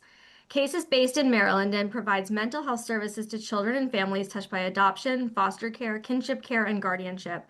CASE serves over 600 children per year. I am here to offer strong support and urge the passage of House Bill 982. In my role at CASE, I oversee our post-adoption and post-permanency case management programs in Maryland and Virginia, and I also oversee the Only Wendy's Wonderful Kids program in Maryland. WWK is a child-focused recruitment program. It's the signature program of the Dave Thomas Foundation for Adoption. WWK seeks to find legal permanency options for youth in the foster care system, and there are 31 children in the Maryland WWK program at CASE. Permanency, as the other advocates have stated, is critical for children and youth in foster care. To find permanency with a guaranteed roof, a guaranteed meal, most importantly, love, stability, and a family is essential for a child's identity and a sense of belonging. No child should remain in foster care longer than necessary. The bill here allows families to commit to a permanency pathway earlier than they might. For several of our youth, a permanency resource may commit to adoption verbally or guardianship verbally, but they may wish to delay this decision until the child turns 13 because of this tuition waiver. When a child turns 13, the mix of not knowing permanency and all of the effects on their mental health at that point, as well as the hormonal changes that we all know happen at 13, can create a perfect storm where a caregiver may rethink their permanency plan. It's in the child's best interest to obtain permanency as early as possible, and it's also in their best interest to have access to higher education. This bill will allow families to move to permanency without concern for the finances that they may incur when their child turns 18. And we truly urge your support, appreciate your support, and urge the consideration of this bill. Thank you. Thank you, and thanks for your advocacy. Thanks for joining us today. Any questions for our virtual witness? Okay, thanks again, Delegate. Appreciate you being here. That concludes the bill hearing. I'm going to move now. I see our speaker has joined us, so we're going to move to House Bill 1559. Madam Speaker, and any panel that you have, welcome.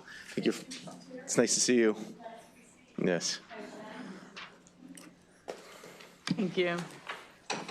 Thank you for having me.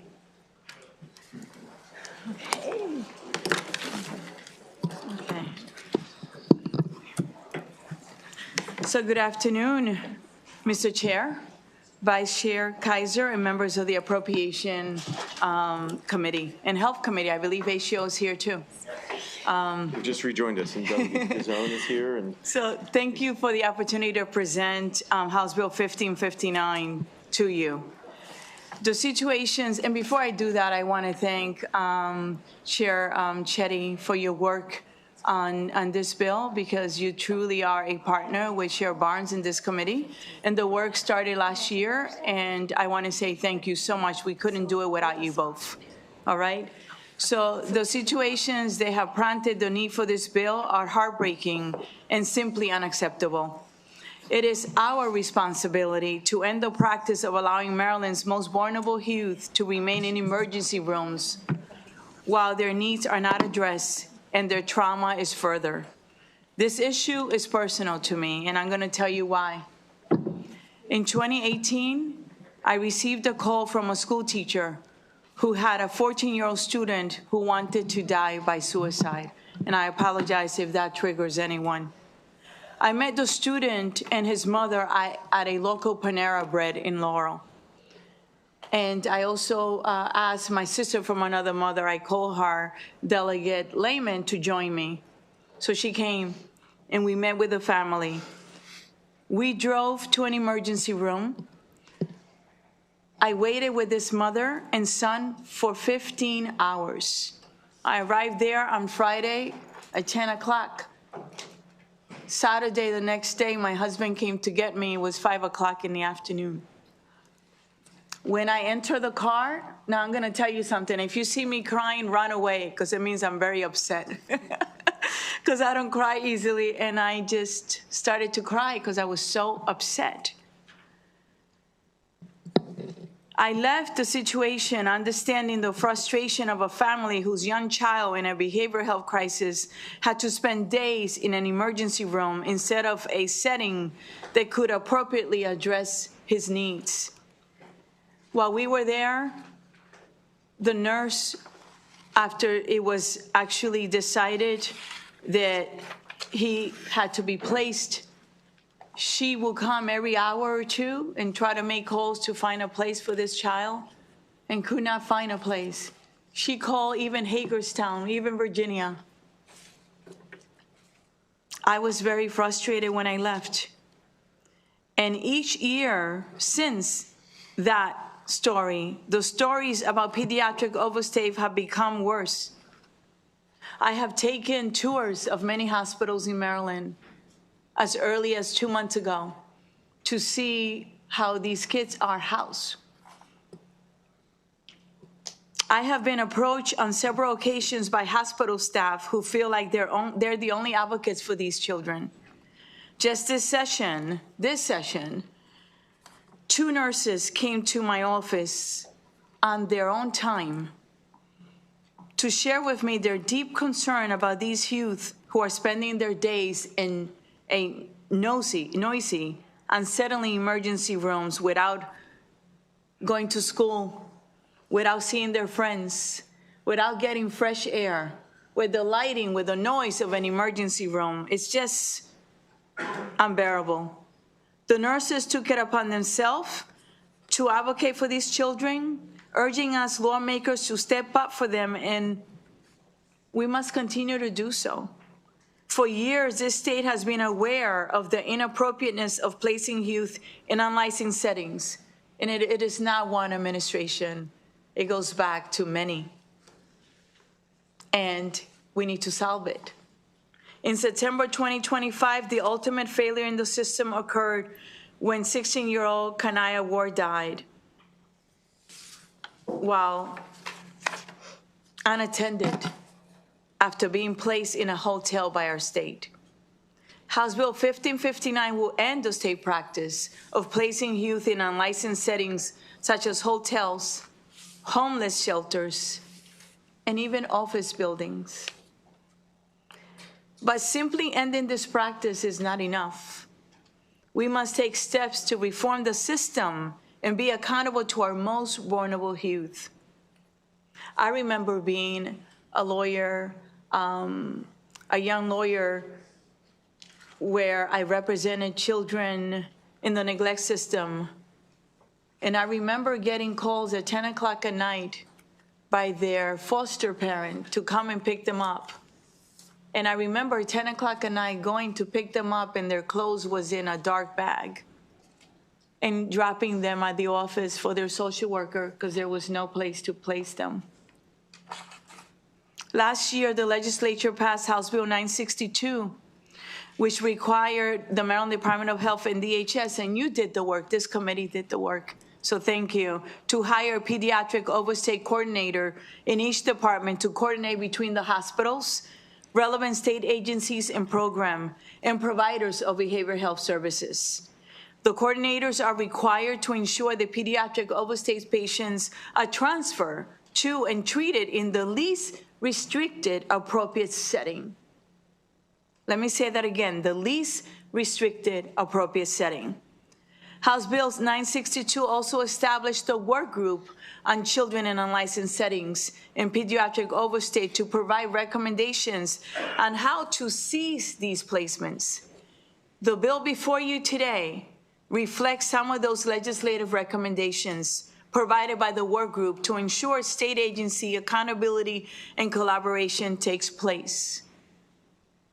You know, we pass many bills, and oftentimes we have these work groups and they have recommendations and we don't implement them.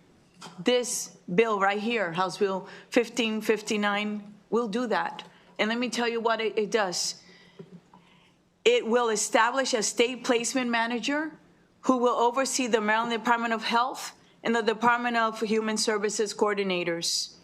It established a placement review panel and a rapid response team to take immediate action when a pediatric overstay patient is in a hospital for more than 72 hours.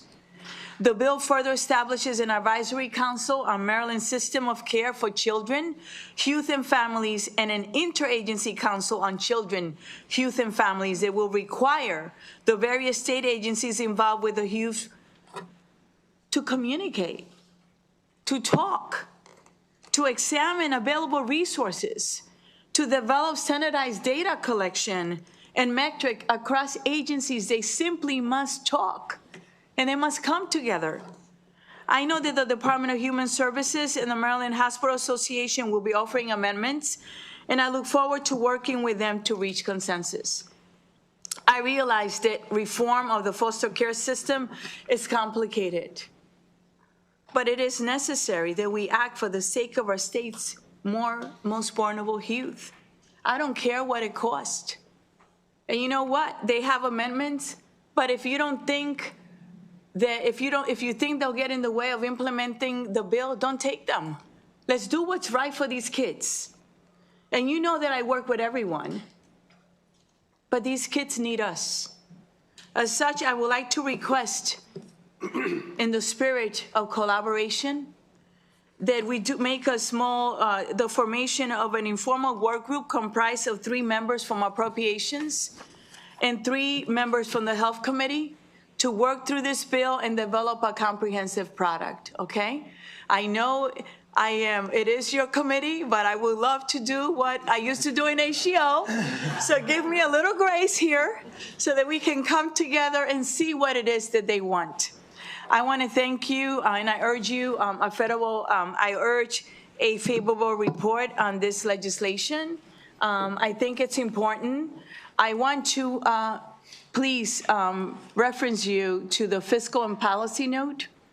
I have to say that when I received the policy note, I almost fell off my chair because it has $900,000 for consultant services. And when I read the bill, the registry that is required here, we already are doing that in another bill that I introduced that got funded this past fall. And it's going to have a bed registry that came out of that experience that I had with that student, where now this bed registry is going to be able to track all the beds in our state on time, right there, and let you know what beds are available. And the registry that this bill requires can be done by the Department of Health. We appropriated for that $6 million last fall, and it was approved by the Board of Public Works, and we don't need to spend any more money. So they're going to give us a new letter, and hopefully the fiscal note should go from $1.2 million to less than $350,000 to do this work, all right? And we took care of that yesterday, and I want to thank the department for working with me as well. If I may now, I'd like my panel to go, and then we can open it up for questions. Great. Yes. Thank you so much for your attention. Okay. Yes, sir. Thank you so much, Mr. Chairman, Madam Vice Chair, members of the Appropriation Committee. For the record, my name is Andrew Nicholas. I'm here representing the Maryland Hospital Association in very strong and enthusiastic support for House Bill 1559. We do have one small amendment that we think is aligned with the intent of the bill to clarify that hospitals are included under the definition of an out-of-home placement. But first and foremost, just want to extend such gratitude to the Speaker for introducing this bill and continuing to be a champion on this very challenging issue. At the risk of using up my limited time, We've waived the 2 minutes for the speaker's panel, so. Well, thank you. I won't abuse the privilege. Thank you, sir.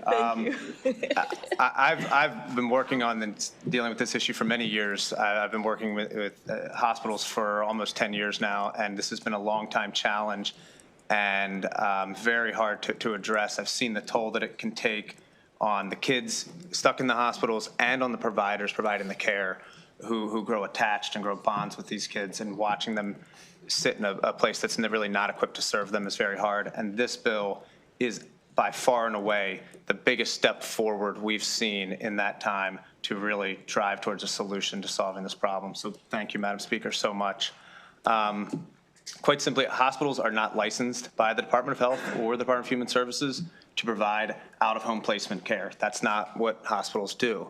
But unfortunately, they are serving as a de facto out-of-home placement for too many kids across our state. These are kids who have been seen and treated in the hospital and received whatever acute services they need and medically cleared and ready for discharge by a provider. And that's when the clock starts. That they get, despite being medically cleared for discharge, they remain stuck in the hospital for days, weeks, and too often months. Recently, in one hospital, they had 2 patients. One was there for 84 days. One was there for 104 days. And the providers watched these kids. I mean, they grew depressed. They grew frustrated, understandably so, living in a Groundhog Day kind of an experience. They actually started to exhibit new negative behaviors that they didn't have when they came in because they're stuck in these settings that really are not equipped to provide the care they need. And so solving this challenge, really, we've got to address the key barriers. And first and foremost is capacity. We've got to build out the capacity across the care continuum to serve these kids.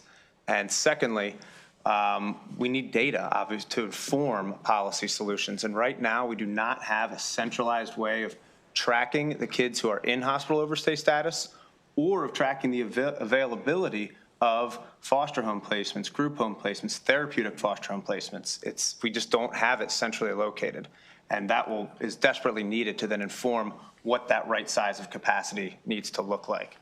And that's what I think House Bill 1559 does, brings together state agencies and stakeholders to come together and drive towards solutions. So again, thanks to this, Madam Speaker, and we urge a favorable report on this bill.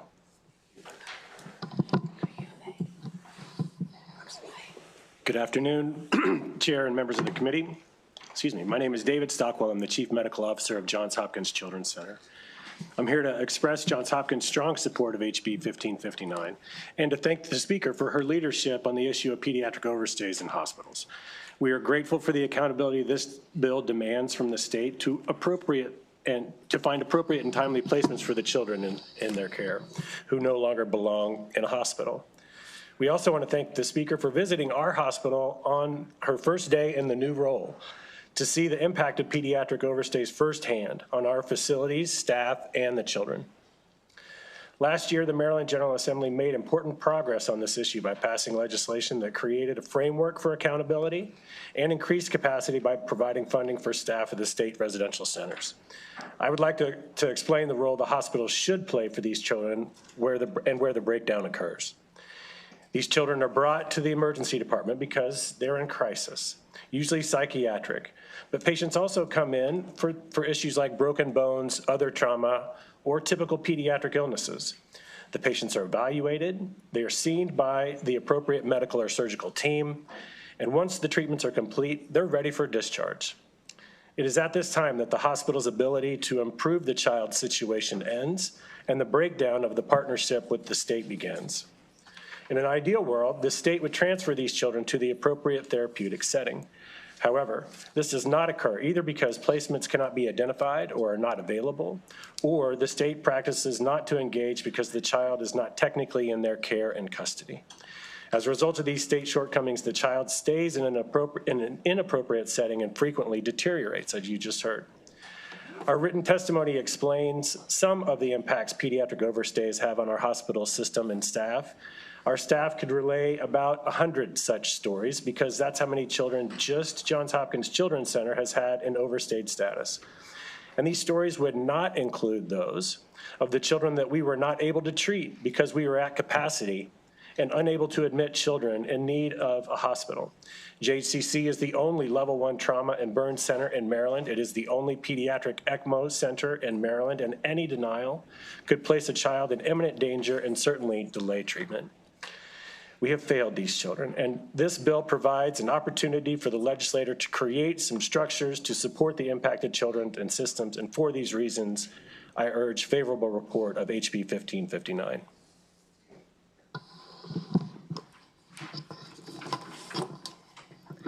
Good afternoon, Mr. Chair, Madam Vice Chair, members of the Appropriations and Health Committees. For the record, Kristen Jones-Bryce, here in strong support of HB 1559, representing the University of Maryland Medical System. First, I too want to thank Speaker Pena-Melnick, not only for her sponsorship of this bill, but also for her support of hospitals and the care providers who struggle every day to provide care that they are not set up to provide. And most importantly, for her support for children who desperately need to get out of a hospital and to an appropriate level of care. Every hospital in our system, and I would guess every hospital across the state of Maryland, has had children in extended overstay pending placement in state-sponsored facilities. Their stories are all different, and yet their circumstances seem very much the same.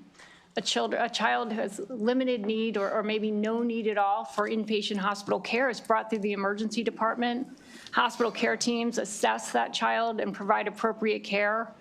The child is deemed ready for discharge, and then the challenges begin. For the most part, it seems that these kids fall in one of two categories. So kids that are already in the care and custody of the state rely mostly on DHS and DSS agencies for their next placement. The placements, like residential treatment centers, often seem in short supply, or it is unclear to our teams what placement options are actually being explored. Many hospitals now have weekly calls set up with local DSS agencies to obtain information about placement efforts and to provide feedback on the well-being of these children. The second category of kids, more and more hospitals are seeing kids whose families are stressed or afraid, or home is just not a safe place. And this complicates their situations even further. When a parent or a guardian refuses to take a child home, our care teams reach out to the agencies. I will say I'm a lawyer, I've drafted bills for a living, I can read the code, but it is still unclear to us internally whether and when the state is required to take custody of a child that has been left in a hospital, and if the agency is not ready to assume care and custody of a child, what services are available to that child and to that family in the interim. What I do know, though, is that at that point they wait. They sit in hospital rooms or special units of the emergency department for days and sometimes months. They do not have social interaction with peers. They do not go to school. They do not get outside, or they have very limited access to the outdoors. They often do not have clothing or personal effects, not a book or even a game. To the outside world, sometimes this doesn't seem like a big deal. Hospitals care for people 24/7 all the time. So what is the difference having 2 or 3 more children with the added benefit of them not needing acute care? But think about what hospitals are set up for. Think about how they operate. The last time you were in a hospital or visited a loved one, how often did a nurse stop by, and what was the purpose of her visit? How long could she stay? And then think about the person or the child that actually needs acute care, and yet there is no bed available. In one of our hospitals alone last year, kids in overstay were there for 285 days.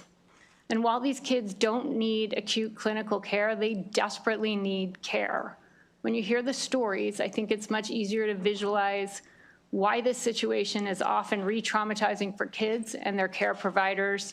If you'll indulge me for just a minute, I have a few examples from both our hospitals and hospitals around the state. There was a 14-year-old female in state custody admitted to a hospital pediatric psych unit following an acute psychiatric crisis.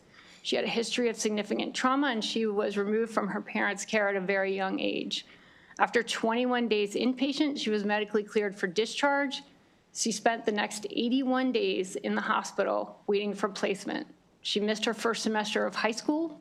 She celebrated Thanksgiving, Christmas, and New Year's in a hospital room. According to the hospital staff, she blamed herself for the inability of the system to identify a placement for her. She had little, if any, information on progress toward placement. Ultimately, the hospital team took it upon themselves to reach out to placements in Maryland in the hopes that one would reconsider a prior denial, and a placement was ultimately found. Another child's situation, a 15-year-old male spent 5 months in a hospital after his mother refused to take him home when he was ready for discharge. The state was contacted. They were not prepared to assume care and custody. Instead, they indicated that they were working toward family preservation. When an out-of-state placement was finally identified 5 months in, the mother refused that placement and brought her son home. He spent the next 5 months at home, and in late January, he was once again dropped off at a hospital in the same county by his mother, who says she is no longer able to care for him. He was cleared for discharge 3 days into his stay. Almost a month later, he remains in that facility. Last fall, a 16-year-old young woman was brought to a hospital ED by the state, by DSS, as they were trying to remove her from the hotel placement she was living in. She did not require inpatient psychiatric services, but was struggling with depression and trauma-related behavioral responses. She was in need of therapeutic housing. She remained in the emergency department for over 20 days. The hospital team says they worked hard to offer a therapeutic environment. They took her for walks in the courtyard when they had staff available. They decorated her ED room, and they even created a Halloween theme day for her in the emergency department, but they said they knew that their care fell far short of what she needed. Obviously, I could go on, and a lot of people in this room could do the same thing. Look, I am not here. I don't think the speaker is here or anyone is here to cast blame, but when this is the result, when this is what is happening to kids who have already been traumatized and rejected, there is something very wrong, and we all need to work to fix it. I urge a favorable report on House Bill 1559. Good afternoon, Chair Barnes and members of the Appropriations and Health Committee. I'm Gloria Brown Burnett, Interim Secretary for the Maryland Department of Human Services. Today, we request a favorable report for HB 1559 with amendments, as described in our written testimony. We appreciate the opportunity to collaborate on amendments with our sister agencies, the Governor's Office, stakeholders, and the Speaker's Office. The safety and well-being of Maryland's children are our highest priorities. We envision a Maryland where all children are safe from abuse and neglect, thriving in permanent homes and surrounded by loving families. In service of that vision, we pulled every possible lever to end stays in unlicensed settings for young people in out-of-home care. We permanently ended the practice of youth staying in hotels and other unlicensed settings. We ended hotels for youth in out-of-home care by first growing our network of licensed residential placement providers, creating a wider array of intensive services when youth require more restrictive placement settings. In 2023, we reset relationships with providers and increased communication. We established 24/7 referrals and intake. We ensured providers cannot unreasonably reject our youth or eject youth. We established clear discharge requirements. In 2024, we worked with you to pass rate reform, and we promulgated new regulations. Now residential care providers often innovative programming for youth with complex needs because they are incentivized. In September 2025, new contracts increased our bed capacity by 92 statewide. More procurements are planned for this spring. We also amended our contracts with attorneys, reminding them that under Maryland's legal ethics rules, they may not advocate for youth to stay in an unlawful setting.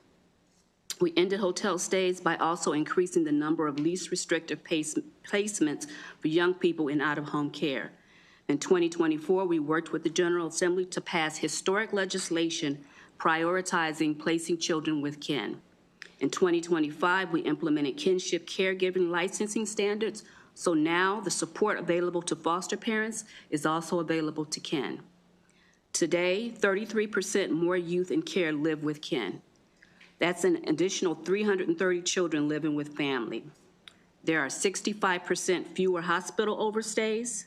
The bottom line, as of March 2nd, 2026, there are 3,757 Maryland youth in out-of-home care.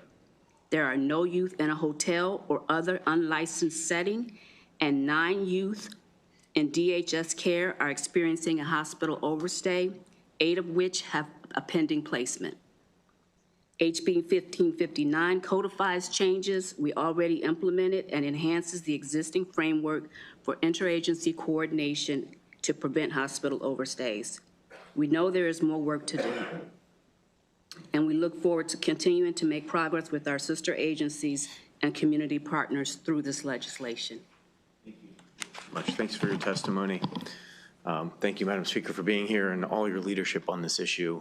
Not just this year as Speaker, but as HGO Chair, I can personally attest that you have been on this issue. So we appreciate that. Thank you. Any questions? Vice Chair Kaiser, I think, does have a question. Thank you, Mr. Chair. Madam Speaker, good to see you today. Thank you. I just want to confirm my understanding of the overstay issue, that when these kids are in the hospital for weeks and sometimes months at a time, are they generally getting any health, mental health, or education services during those times? They're not. Okay. Thank you. And I'm going to use this opportunity to not ask a question. It's one of those point of personal privilege because this does hit very close to home. And Madam Speaker, over the summer, Kristen and Delegate Shetty, I shared my story with you all. I'm not going to do it publicly here. But most folks don't really truly understand what happens, when a child has to go to the hospital because they're a danger to themselves or somebody else. They're seen by a psychiatrist, and when they are being evaluated and they're being asked all these questions, the child or the parents have no idea that those answers mean something. They have no idea that depending on how they answer those questions, that their child or they will sit in an emergency room, which is basically a small prison cell, for a few days and possibly months. And I remember, when I was elected 12 years ago, and I sat on the health subcommittee, and I remember Delegate Resnick, this was a major priority for him. And he was frustrated year after year after year that we made no progress whatsoever on this. Folks, we show our frustration sometimes, but I can tell you when we see progress on things that are very close and meaningful to you, it makes you feel good about why we are here, And I just want to thank not only you for bringing the bill, but also when you were chair of the health committee, that you worked with us, you worked with Shore Regional Health. Thank you, Kristen, for the hospital's participation in this. We on our own wanted to find the answers. We also on our own wanted to find solutions to this problem outside of the Department of Health, outside of, and Delegate Shetty, thank you for your time as well. And Tidal Health, they're already working on this. They have progress. Shore Regional Health, we're going to partner with the Whitsitt Center, and so it was going to be more than just the actual inpatient stays, where it was going to be a transition from inpatient to outpatient and then to continuing care after that. And we're finally starting to see some progress. And this is something I think every one of us can be proud of. So I just wanted to make that comment. I just want to thank everybody involved in this. Delegate, thanks for putting affirmation that this is a bipartisan issue. Appreciate that. Delegate McCaskill. Thank you, Mr. Chair. Thank you all for being here. I just want to reference a comment that was made by one of the panelists. I'm not exactly sure. For the record, can you explain once again, when a child is in transition and waiting for placement, what does it mean to be technically not in the care of your agency? So I can respond to that. When we remove a child, we have to go through the court system in order to legally place that child in our care and custody. And that usually takes 24 to 48 hours going through the courts. But we have no authority to make decisions on that child's behalf. until they are in the care and custody of the department. Thank you. Thank you, Mr. Chair.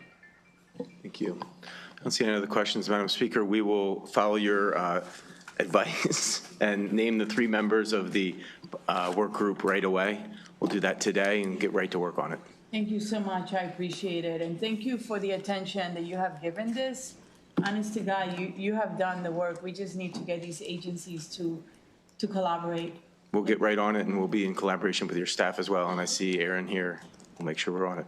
Thank you so much. Have a wonderful day. Thank you. Thanks for being with us. Thank you. Going to move to some other witnesses we have on this. Leslie Margolis, Crystal Williams, Ann Geddes, David Stockwell. And we will go back to 2 minutes for witnesses. Go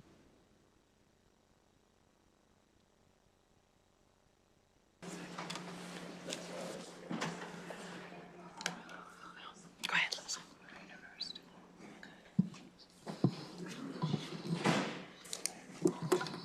Good afternoon, Chair Barnes, Vice Chair Kaiser, and members of the committees. My name is Leslie Margolis. I'm a managing attorney and policy counsel at Disability Rights Maryland, the protection and advocacy agency for the state. I speak today as an attorney with many, many years of experience representing foster children and as co-counsel in TG versus the Department of Human Services, our lawsuit against DHS and the Maryland Department of Health to challenge hospital overstays. I am also the DRM appointed member of the Unlicensed Settings and Pediatric Overstay Work Group you created last year. House Bill 1559 incorporates some of the preliminary recommendations outlined in the work group's report. We believe that if these recommendations are implemented, a stronger infrastructure will be in place to address pediatric overstays. However, we also believe that without an increase in community placements, such as therapeutic fostering group homes, and particularly without meaningful home-based wraparound services and behavior supports, including crisis prevention and intervention services, hospital overstays will continue. The notion that children in overstay status in a hospital are somehow safer there than they would be in other unlicensed settings is belied by the statements of hospital staff and employees themselves of the agency, as we detailed in our most recent court filing. Children have decompensated, have lost hope, have had behavioral outbursts requiring intramuscular medication, restraint, or seclusion as a result of their frustration at remaining in the hospital when they do not need to be there. Children have lost access to the outdoors, to school, to their friends. This deprivation becomes more dire the longer they are in overstay status. We are aware of a youth who has been in overstay status in a hospital emergency room since early August 2025. It will be 7 months this week. That is unconscionable. We appreciate the requirements of House Bill 1559, which will impose a needed level of accountability on the department.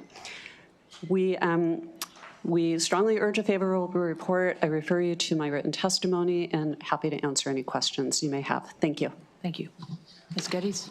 Yeah, thank you, Madam Chair and committee members. My name is Ann Geddes. I'm the Director of Child and Older Adult Policy at Mental Health Association of Maryland. In that role, I chair the Children's Behavioral Health Coalition, and I will just add on a personal note, I have lived this with our son many years ago now, but yeah, it sticks. So House Bill 1559 would establish several measures that would improve the well-being of Maryland's children in foster care and children with mental health conditions.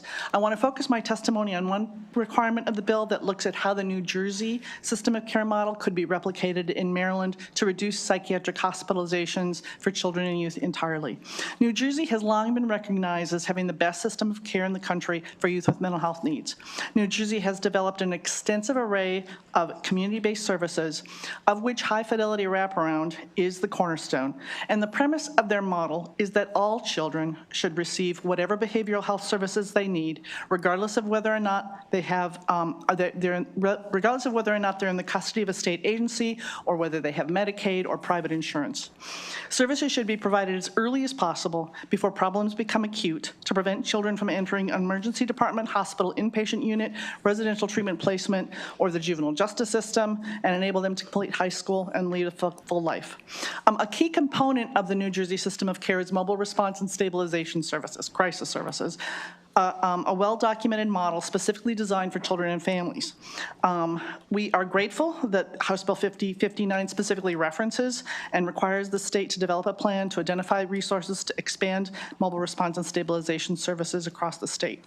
We've been advocating for these things, the Children's Behavioral Health Coalition, for over a decade, particularly high-fidelity wraparound and mobile response and stabilization services.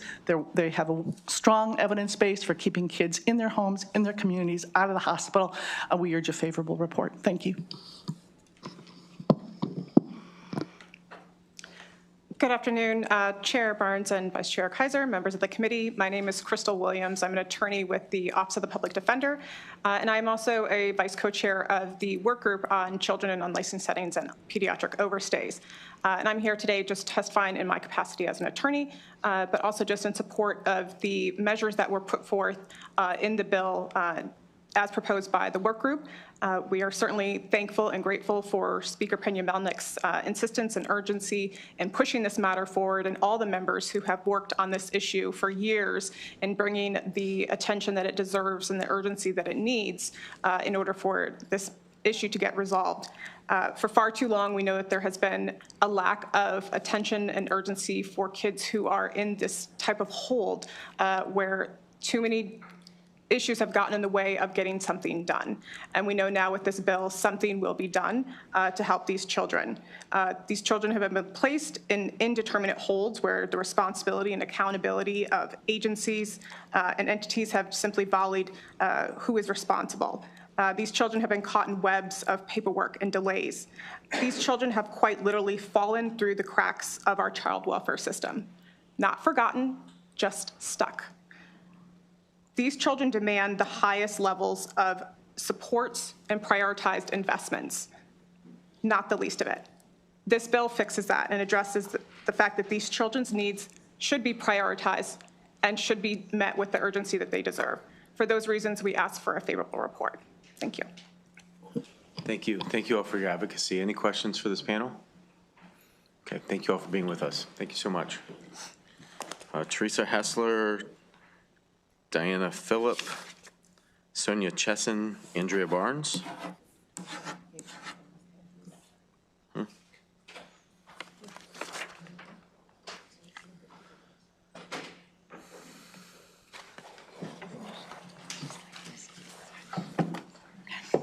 Okay, you can start.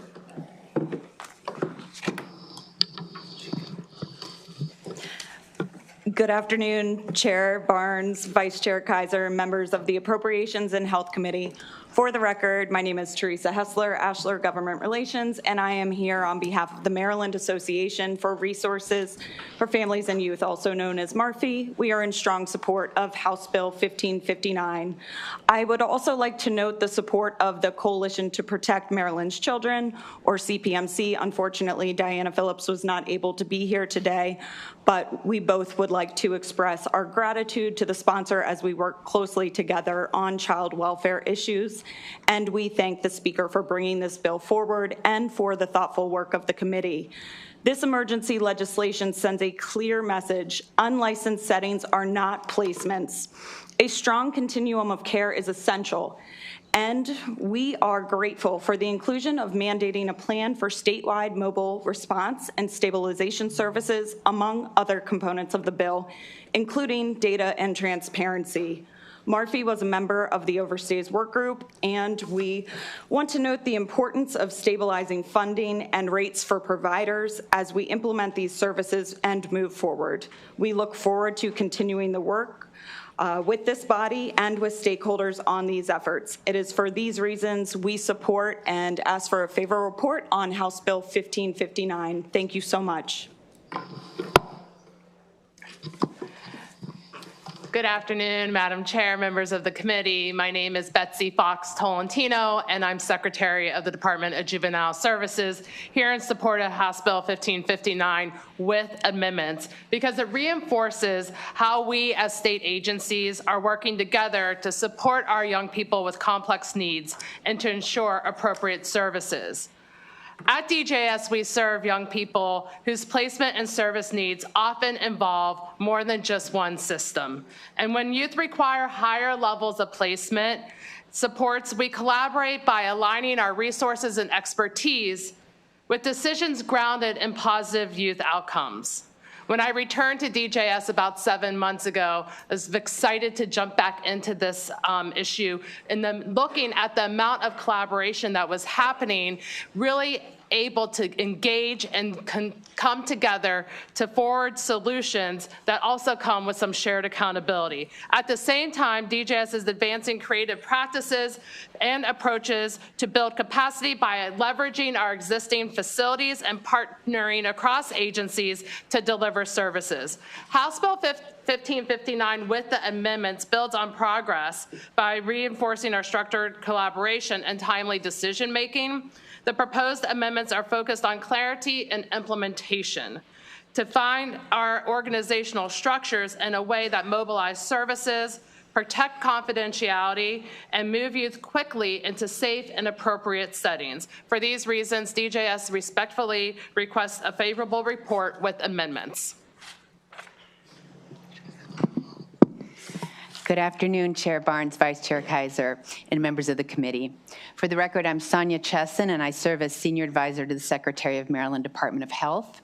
My portfolio includes our cross-agency efforts to address the issue of pediatric overstays. MDH is deeply committed to ensuring that children do not remain in hospitals beyond what is medically necessary.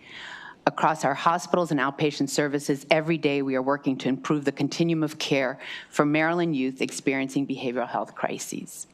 In particular, MDH has established the Brook Lane Step Down Pilot Program, which is the first hospital overstay stabilization program in Maryland. This program serves children who have been medically discharged and are awaiting an open bed in an alternative placement. We have launched 211 Press 4. 211P4 provides a single access point for behavioral health care coordination for hospital emergency departments.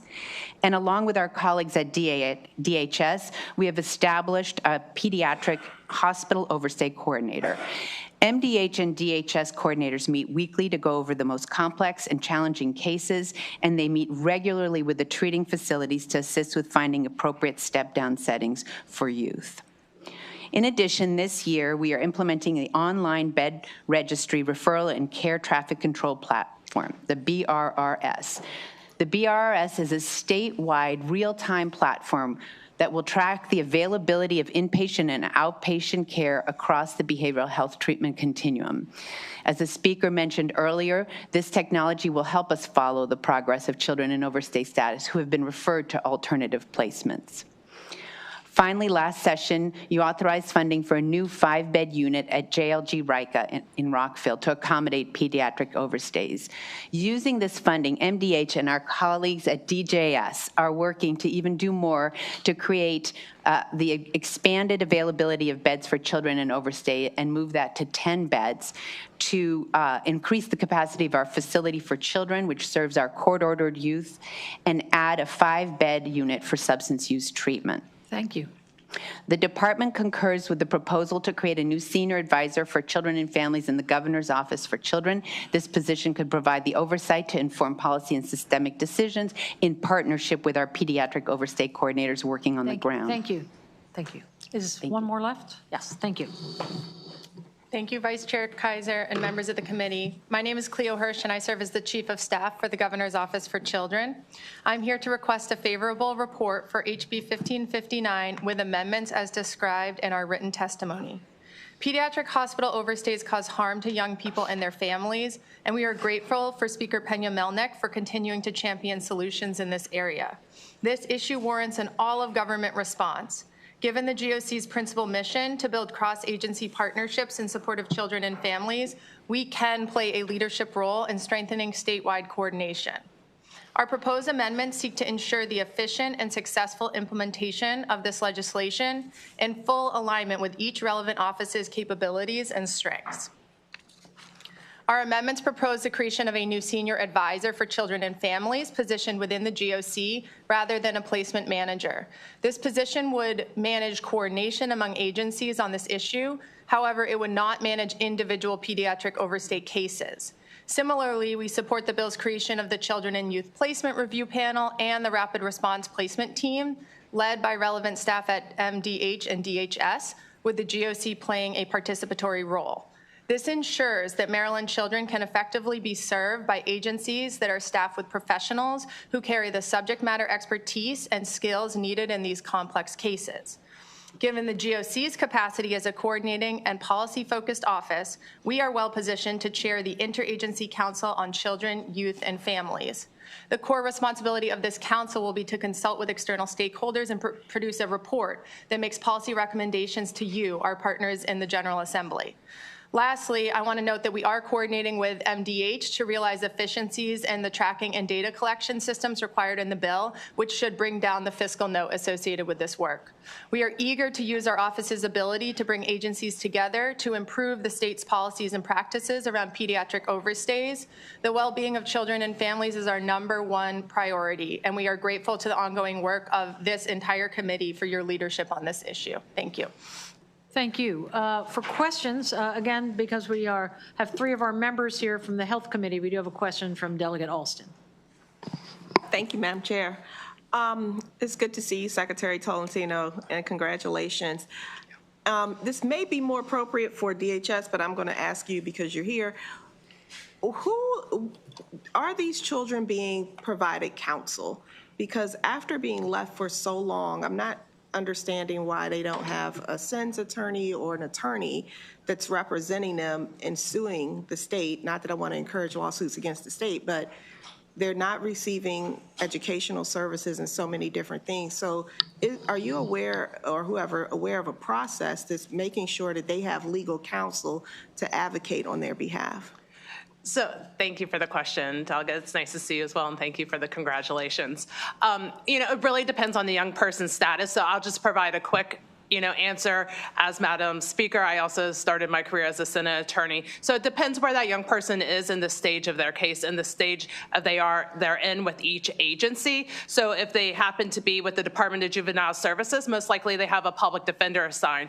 If they were with, the Department of Social Services, a local DSS, most likely they have an assigned Senate attorney. And they may have other access to counsel depending on their status. So I'll see if any of my other panelists have anything else to add.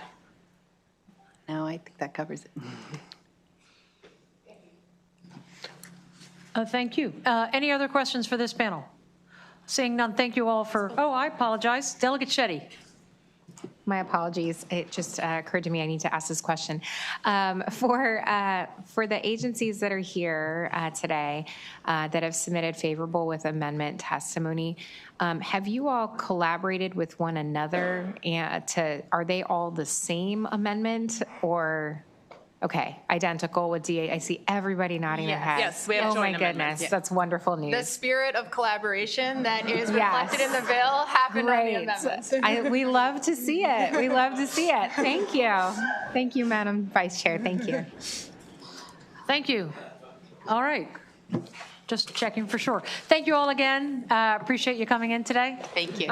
I believe there's 2 more people to testify. We have Melanie Lee, favorable with amendment, and Carmen Brown for informational testimony. Thank you both for coming in today. Ms. Lee, you can start. Okay. Good afternoon. Can you guys hear me? Mm-hmm. Okay. Good afternoon, members of the committee and Vice Chair Kaiser. Thank you for having me here this afternoon. My name is Melanie Lee. I am the Clinical Director of Nursing for the Pediatric Emergency Department at Luminous Health Anne Arundel Medical Center. I would also like to extend my sincere appreciation to Madam Speaker for bringing forward this critical legislation and for recognizing the urgent need to protect our vulnerable children in our state. Hospitals are not appropriate placements for children who are simply awaiting Department of Social Services placement. While these children often do not have acute medical needs, they are housed in acute care settings for weeks and sometimes months at a time. This practice is harmful, inhumane, and deeply damaging to already vulnerable children. Children awaiting placement are frequently confined to an 8x10 stripped hospital room with no window and no television for stimulation. They have no interaction with their peers. They have no constant visitation from family, no reliable engagement from DSS providers, no physical activity, and no access to fresh air or even sunlight. They're isolated in a clinical environment designed for short-term medical stabilization, not for living. The longest documented stay in my pediatric emergency department was 119 days. The average stay is 40, so that's 40 days. 40 days confined to a hospital room without a medical need, without peers, without sunlight, without movement, without normalcy. This is not therapeutic, it's not protective, it's psychologically harmful. Many of these children already carry significant emotional trauma. Prolonged isolation in a hospital setting compounds that trauma.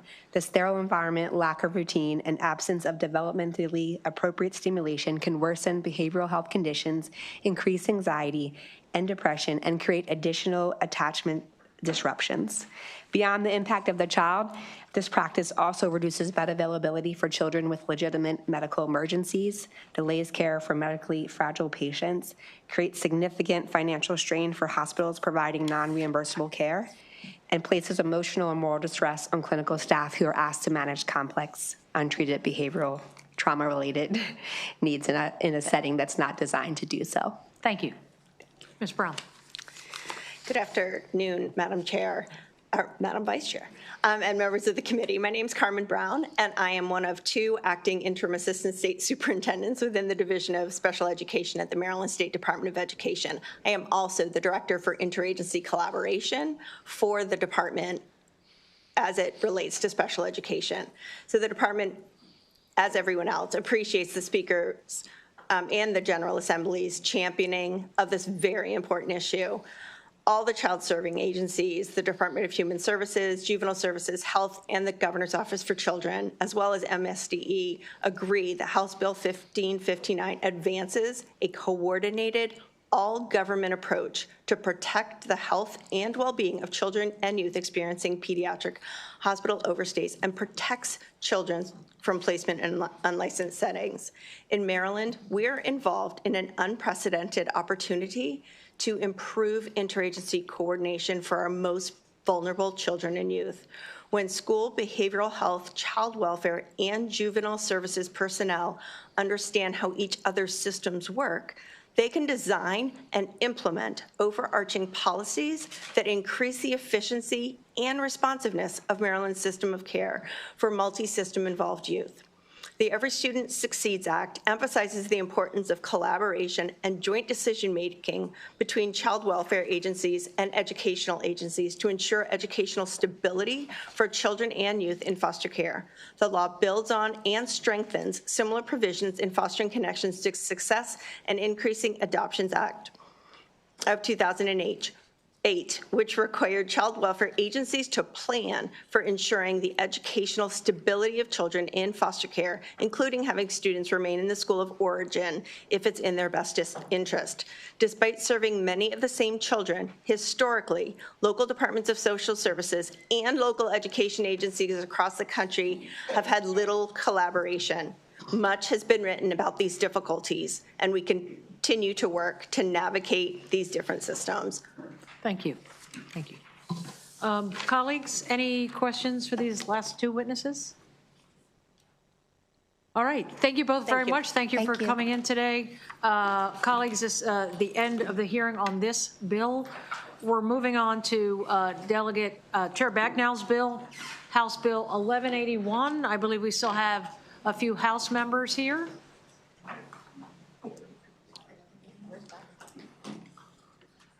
Coming up today is the Chief of Staff for Chair Bagnall, a former student of mine from the spring of 2022, Eli Morton, who's speaking on behalf of Chair Bagnall. Good to see you, Eli.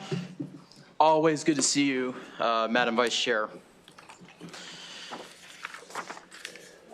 Good afternoon, Madam Vice Chair and members of the Appropriations and Health Committees.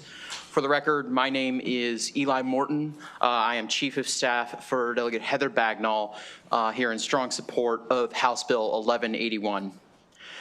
A voluntary placement agreement, or VPA, temporarily places a child with a documented developmental disability or severe mental illness in the physical, though not legal, custody of the Department of Human Services so that they can receive out-of-home care.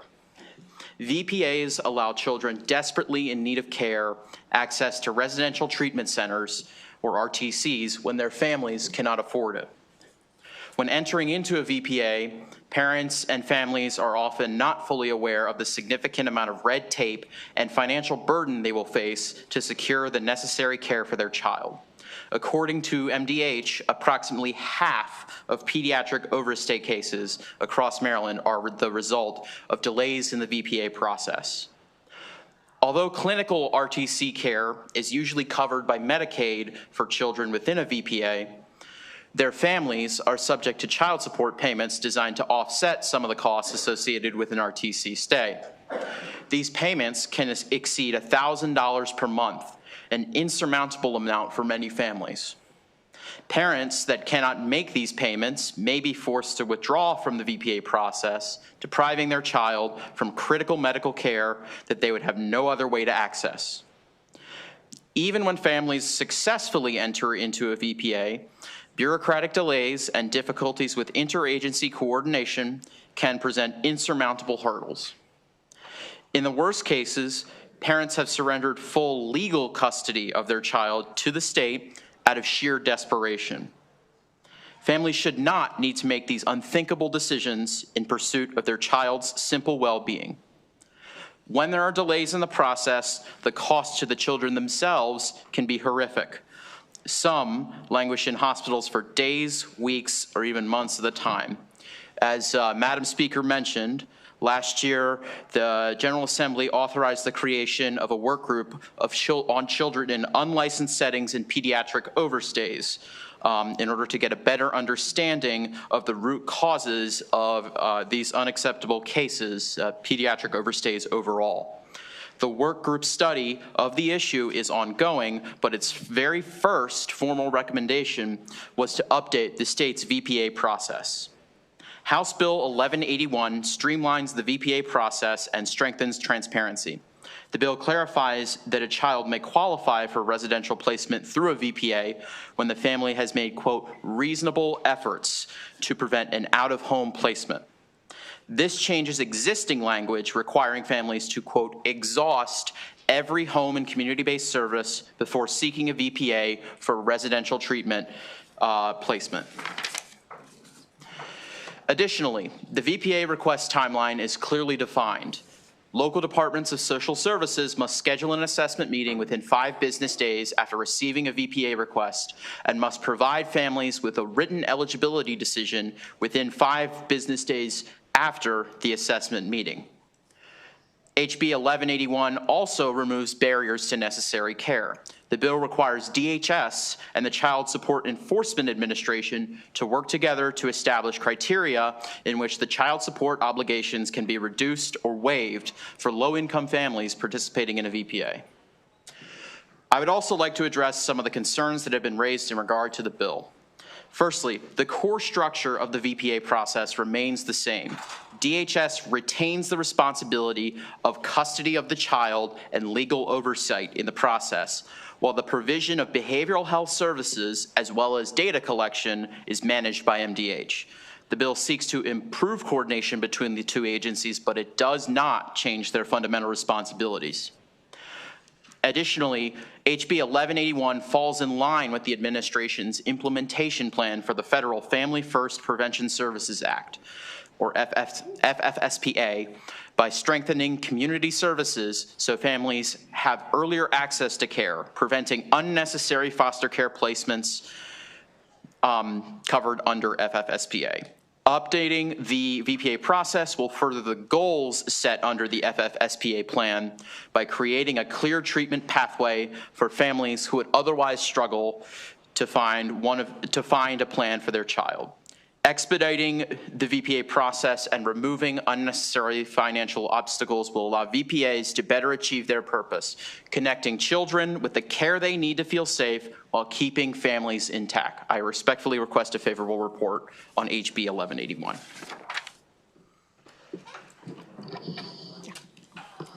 Yep, you guys can just keep Yeah, going. hi. Again, thank you, and thank you, Mr. Chair and committee members. I'm Ann Geddes with Mental Health Association of Maryland.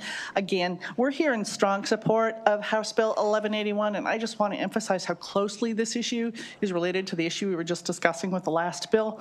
VPAs are complicated and they are poorly understood. I provided with my written testimony a flow chart and a fact sheet to try to provide some additional information that I don't have time to share here. So VPAs were created so that families had an access mechanism, a way to access needed treatment, medically necessary treatment for their child with a psychiatric disorder that they were not able themselves to access or to afford, without having to relinquish full custody to the state, which had been happening prior to legislature enacting this VPA legislation in 2003. Many years ago, our family did a VPA so that our son could access residential treatment in a Maryland RTC, and for 17 years, I worked at Maryland Coalition of Families, supporting many families who were seeking approval for a VPA. Through these experiences, I became acutely aware of the many things that were wrong with the implementation of VPAs in Maryland. House Bill 1181 will fix a few of them, which I enumerated in my testimony and why they were important. Just want to summarize that in the period 2022 to 2024, 64% of VPA requests were denied. It's surely the case that some of them needed to be denied, that they were unfounded, but many were denied that should have been approved. It was problems with the policies and procedures of VPAs that resulted in the denial of the requests. This results in the hospital overstays we heard talking about, or it results in that full custody relinquishment that the legislature tried to avoid many years ago happening again. At Mental Health Association, we wholeheartedly support community-based services, and that community-based services are always preferable to residential treatment when they're appropriate. That said, residential treatment is an important part of the continuum of care and necessary for some youth. Burdensome and unreasonable VPA requirements prevent families from accessing the medically necessary care their child needs, and again leads to hospital overstays and full custody relinquishment. HB 1181 will make some improvements to that. We urge a favorable report. Thank you. Chair Barnes, Vice Chair Kaiser, and members of the Appropriation Committee, my name is Carrie Etheridge. I'm the Director of Social Work at Shepherd Pratt, the nation's largest private nonprofit behavioral health system in Maryland, statewide safety net provider, serving more than 80,000 patients each year. Every week on our pediatric inpatient units, we care for children who are clinically ready for discharge but remain hospitalized because Maryland's voluntary placement agreement process is slow, inconsistent, and unworkable. Today, approximately 75% of pediatric overstay cases are caused by delays in this process. These delays prolong emergency department boarding, worsen children's symptoms, destabilize units, and leave families without answers. HB 1181 finally fixes the structural drivers of these delays. First, the bill removes the local care team as a mandatory gatekeeper. In practice, LCT meetings routinely take weeks to schedule, add little meaningful information, and often block progress by insisting families exhaust lower-level community services, even when children have been hospitalized for months. Making LCT consultation optional ends the procedural chokehold while still allowing it to be used when clinically helpful. Second, HB 1181 establishes enforceable timelines and accountability. Today, counties interpret eligibility steps differently, and the lack of deadlines allows VPA steps to drift for weeks or months. Predictable, trackable timeframes benefit families, hospitals, and state agencies alike. Third, the bill corrects harmful misinterpretations of the law. Families are routinely told they must exhaust all services, even though COMAR only requires reasonable efforts. HB 1181 codifies the correct standard. Fourth, it finally implements the 2022 legislative fix, allowing Medicaid-eligible children to access RTC placement without entering child welfare, an important reform that was passed but never executed. And critically, HB 1181 creates a partial custody alternative, so families no longer have to surrender full physical custody to secure treatment. And it improves fairness and transparency around child support obligations. HB 1181 will not fix the entire pediatric continuum, but it will remove one of the most fixable, harmful, and well-documented barriers, keeping children in hospitals who don't need to be there. For this reason, Shepherd Pratt respectfully urges a favorable report on House Bill 1181. Thank you for consideration and time.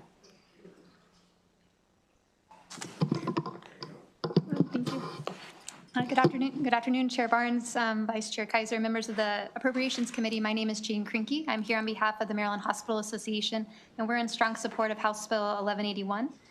To the best of our knowledge, according to data that we've received from the Department of Health, Department of Human Services, and our own hospitals, as of January 31st, there were about 33 youth in an overstay status. Over half of them were waiting for a VPA, about 17. Most of these youth are waiting for a bed in a residential treatment center. They've either received a placement or they are waiting for a bed to open up, or they're waiting for a placement. And as you've heard, the VPA process is a significant contributor to these lengths of stay they go on for days and months. And this bill seeks to rectify this problem. When youth are in the hospital, it's perceived as a safe place, and so that urgency to get them out can fade, and the delays can prolong. This bill would establish clear enforceable timelines that help move things along and ensure everyone knows what their responsibility is. Right now, the process is murky at best. Hospitals don't always know what placements DHS is pursuing, when they'll get a response. There's a lot more questions than answers. And those who really suffer the most from this broken system are the kids that are just waiting for the people in their lives to make decisions. We appreciate Chair Bagnall bringing this critical legislation forward, and we think it'll have a really significant impact on the number of kids that are waiting. For those reasons, we request a favorable report. Thank you. Good afternoon, Chair Barnes, Vice Chair Kaiser, members of the committee. Again, for the record, my name is Leslie Stein-Margolis. I'm a managing attorney and policy counsel at Disability Rights Maryland, and I speak today as an attorney with many years' experience representing foster children and addressing the needs of children in the voluntary placement agreement process. At the outset, I want to make clear that no family should have to seek a VPA to obtain services for their child. However, Maryland does not have robust wraparound or crisis prevention and intervention services that would help keep a child with significant needs at home. And we recognize that until the situation is remedied, improvements to the VPA process will be very helpful for those families who must still use it. We agree with HB 1181's provision that bars exhaustion of all home and community services prior to seeking a VPA. In our experience, by the time families reach this point, no time-limited in-home services will salvage the desperate situation families find themselves in. It is important to know, as you've heard, that many children in the VPA process are in hospital overstays. This is because DHS has taken the position that it will not process the VPA until it locates a placement for the child. So what happens is children end up in limbo because they cannot safely return home, but because DHS has not located a placement for them yet, they end up stuck in the hospital. DHS has also consistently taken the position that VPAs are only an option for children who need residential treatment. But the fact that a child cannot return home does not necessarily mean that they cannot be successfully placed in foster care or therapeutic foster care, a group home, a therapeutic group home. So we respectfully request that HB 1181 make that clear. I do refer you to our written testimony for additional information. I'm happy to address any questions you may have, and DRM supports House Bill 1181. Thank you. Thank you. Thanks for your testimony. Thanks for your advocacy. Any questions for the panel? Delegate Shetty. Thank you, Mr. Chair. Thank you so much to the panel for bringing this really important bill to us, and thank Chair Bagnall for us as well. This is really a good bill. I'm looking through the committee testimony submitted in the bill file, and I see the letters of information that were submitted by the Department of Health and the Department of Disabilities in particular. And I'm wondering if anyone on the panel could speak to sort of like your intent of this bill in light of the letters that were submitted by the Department of Health and the Department of Disabilities. Thank you. Thank you, Delegate Shetty, for those for that question. I think the Department of Disabilities raised two concerns. One, that there would, especially for youth with developmental disabilities, and a few VPAs are approved every year for youth with developmental disabilities. Most are for youth with mental health needs, but there was a concern that there would be a great increase in the number of VPAs for youth with developmental disabilities. In fiscal year 24, which is the last year that we had data, there were 6 youth placed in a residential placement with a developmental disability. And again, we strongly support this. This bill has nothing to do with being against community-based services. We way prefer community-based services. Residential treatment should be rare, short, and always, if something is appropriate on a lower level of care, it should be utilized. MDH, I think, misunderstood that the bill was placing the responsibility for voluntary placements, is changing it from Department of Social Services, DHS, to MDH. What the bill does is it removes the need for voluntary placement in certain cases. In those cases where a child is Medicaid eligible and will be going to a residential treatment center that accepts Maryland Medicaid. So that's all covered. The only thing that's not covered is the education component because this child doesn't have a non-public school placement on their IEP. The bill just, and a bill actually was passed in 2022 that moves the funding for the education component of a VPA stay to the Department of Health so that a family doesn't have to go through child welfare to just get the education component of a RTC stay paid for. And again, removing the language exhaust may result in more placements, but they should be, right? They're kids who really need a placement, and they can be at a very acute level of care, not able to leave the hospital, but to be told that they have to do psychiatric rehabilitation first because they haven't tried that is just not practical and completely clinically inappropriate.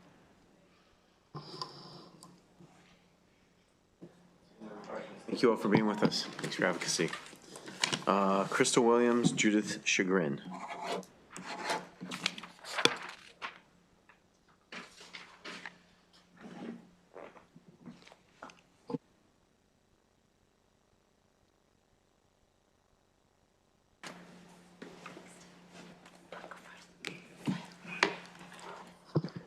Good afternoon, Chair and members of the committee. My name is Judith Chagrin. I'm a retired child welfare social worker with 35 years of in-the-trenches experience, here today representing the Coalition to Protect Maryland's Children. As you've heard, voluntary placement agreements exist to enable parents to access medically recommended residential treatment for their children without surrendering physical custody.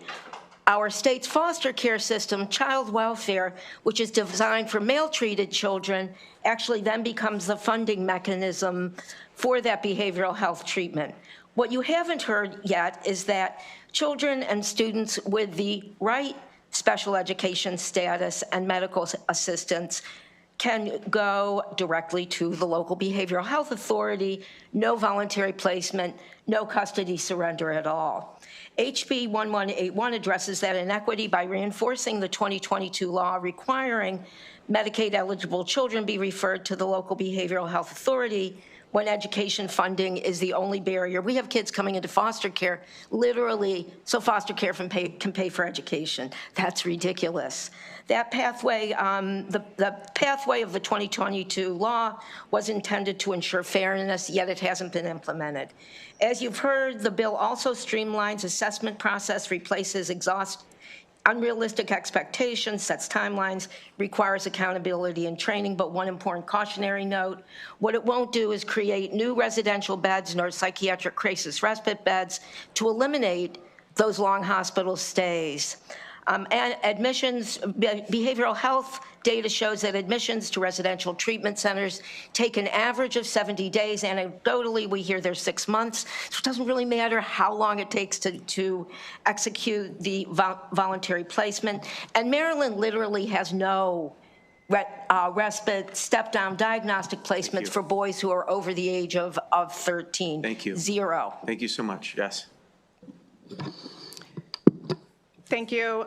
Again, good afternoon, Chair Barnes and Vice Chair Kaiser, members of the committee. My name is Crystal Williams. I'm an attorney with the Office of the Public Defender, and I'm here today on behalf of attorneys in our Parental Defense Division who submitted written testimony but could not be here today to testify in person. We are asking for a favorable report on House Bill 1181. We believe this legislation improves families' access to VPAs as intended and only when needed, and helps cut through needless barriers in order to help children receive services that they need when they cannot otherwise get that critical behavioral health care.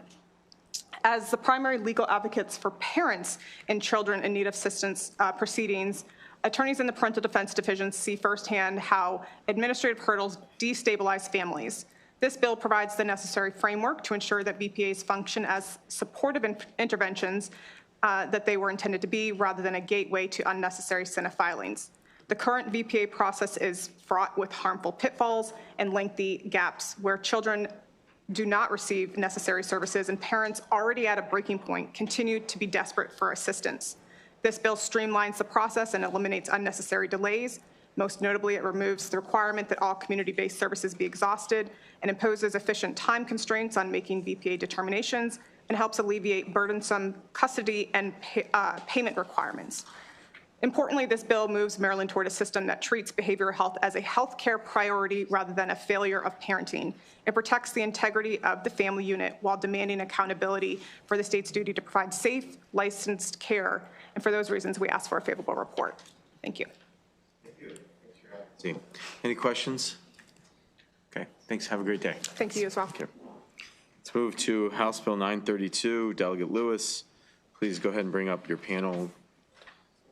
Green, Mendelson, O'Malley, and Strum. Thank you, Mr. Chair. May I bring Paul Sturm, Brian O'Malley, Toshiba Green, and Lindsay Mendelson? Great to see you guys. Thank you so much. We'll get started.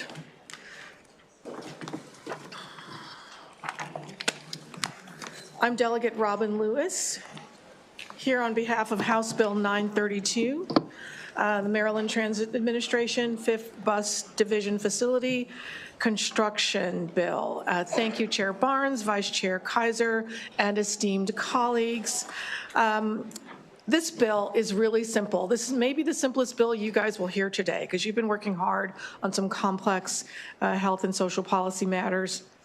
This is a bill that asks the Maryland Transit Administration to build a 5th bus division. A bus division is a maintenance yard, a bus depot. It's a facility, a building where buses are housed and stored and repaired and maintained.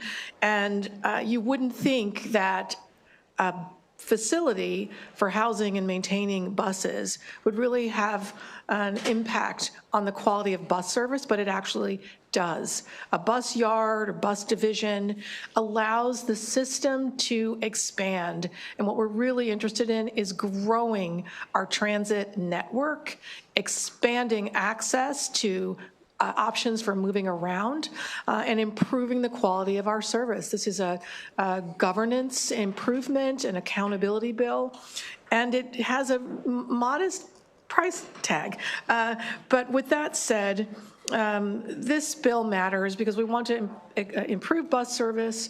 Something in the neighborhood of 135,000 people ride the Maryland Transit Administration MTA bus system in the Baltimore metro region every day, 135,000 people. That adds up to about 50 million unique rides a year as of 2025. So we're talking about a magnitude of need.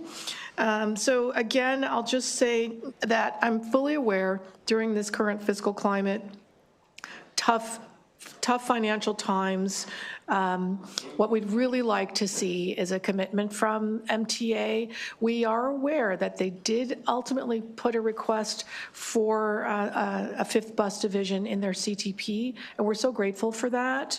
And it's also true we need to keep moving and keep pressing to get this facility built by the year 2032 is our goal. With that, I'll thank you for your attention, ask a favorable report, and hand the mic. Thanks. Where is it in the CTP? What year?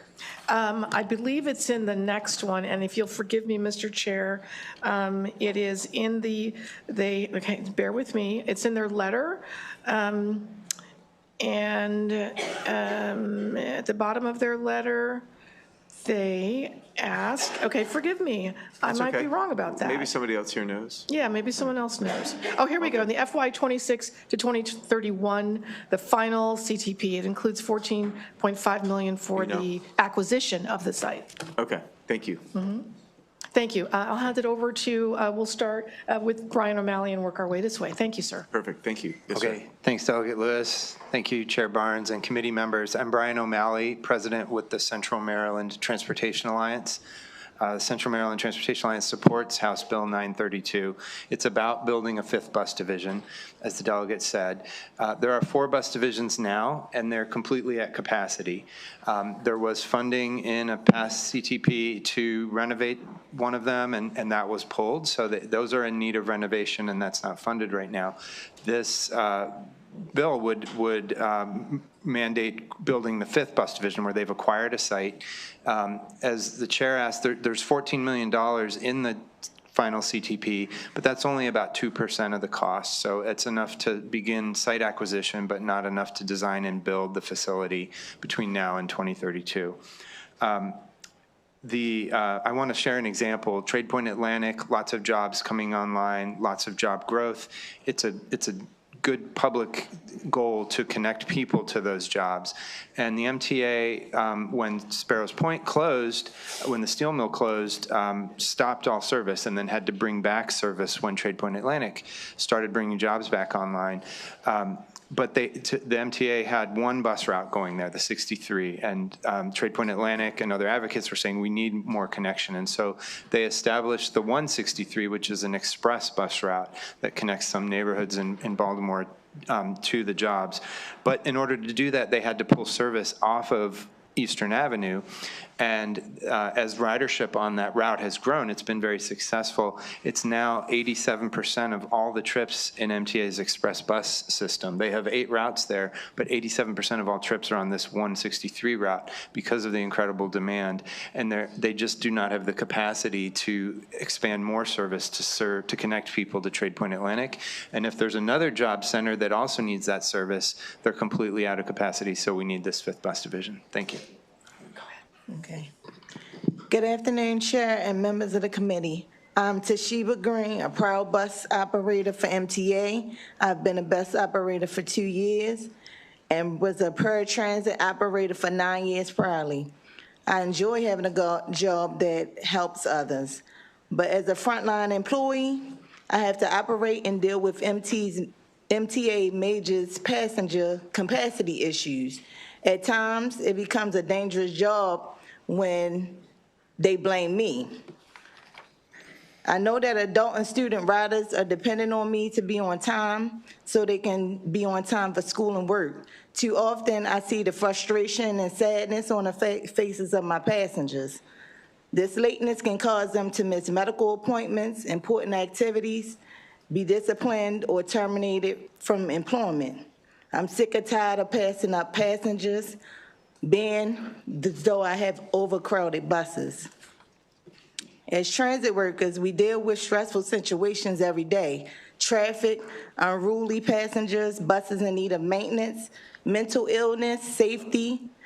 Having a 5th bus division for MTA would not fix everything, but it is a key part of making the MTA into a system that transit riders and transit workers deserve.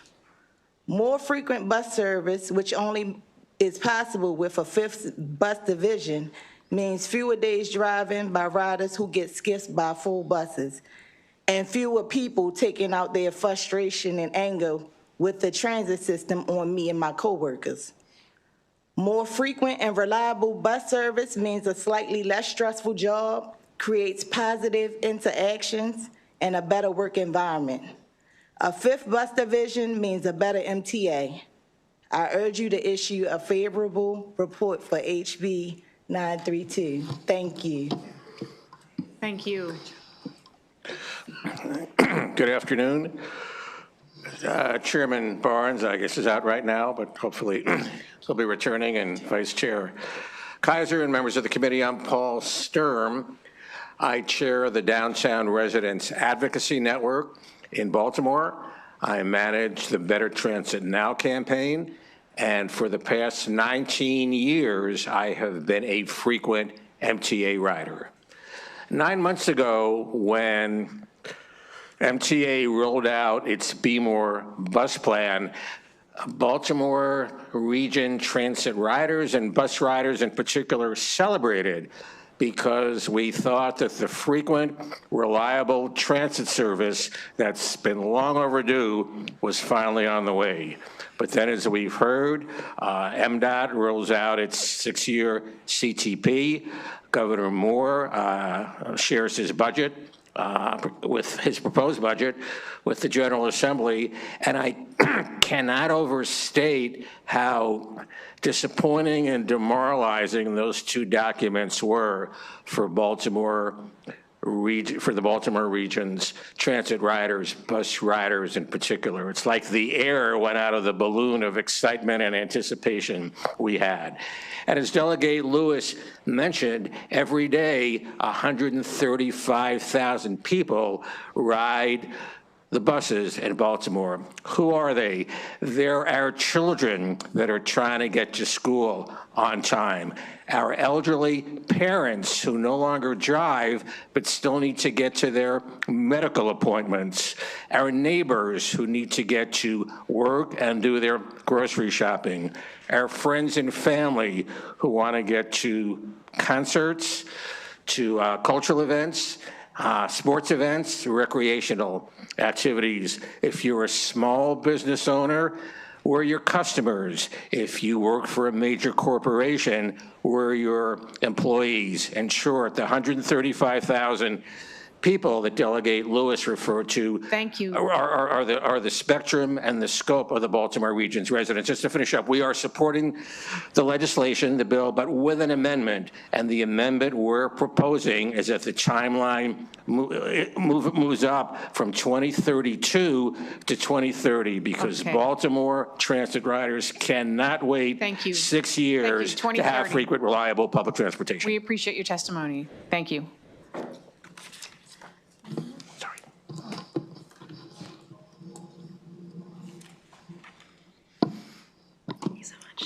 Thank you, Chair and members of the committee. My name is Lindsay Mendelson, and I'm the Senior Transportation Campaign Representative with the Maryland Sierra Club. Sierra Club strongly supports HB 932 that would help deliver better transit service in the Baltimore region by funding the construction of a 5th bus division needed to implement the Be More bus plan.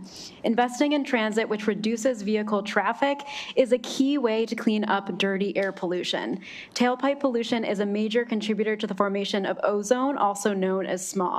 It is associated with asthma attacks, hospitalizations, and emergency room visits. The Baltimore region is currently designated in serious non-attainment of these federal air quality standards for ozone, and Baltimore City students have the highest rates of asthma in the state. In fact, 1 in 3 high school students in Baltimore have been diagnosed with asthma. Investing in MTA also enjoys widespread support. Our 2025 poll with Gonzalez Research showed that 88% of Marylanders, including 94% of residents in Baltimore City and 85% of residents in the Baltimore suburbs, support the state investing more in public transit, walking, and biking. Last year, the General Assembly raised over $400 million in new revenue for transportation, which Sierra Club supported with the understanding that it would be spent wisely.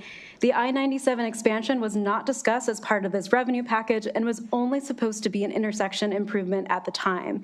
It has since ballooned into a $115 million project that is fully programmed in the CTP, despite it being opposed by the city of Annapolis and the council member that represents most of the area the project is in. We encourage the committee to consider why the I-97 expansion, which doesn't have widespread support, should jump ahead of the funding queue in the CTP over the urgently needed Be More bus proposal when the Baltimore region hasn't seen a transit expansion since the 1990s. Thank you. Thank you. I have Tyra Bruce listed. Is she here? She's not on my sponsor panel. She may be here. Okay. She wasn't able to. I believe, Delegate Lewis, we've reached everybody on your panel, correct? I think so, yes. Thank you. Thank you very much. Are there any questions of the panel? Okay, you're all set. Thank you very much. Tyra Bruce. I don't think she's able to make it today. Okay. That concludes the hearing on HB 932, and we're going to move on to Delegate Griffith's bill, HB 609. Yes, you may. You two in a row.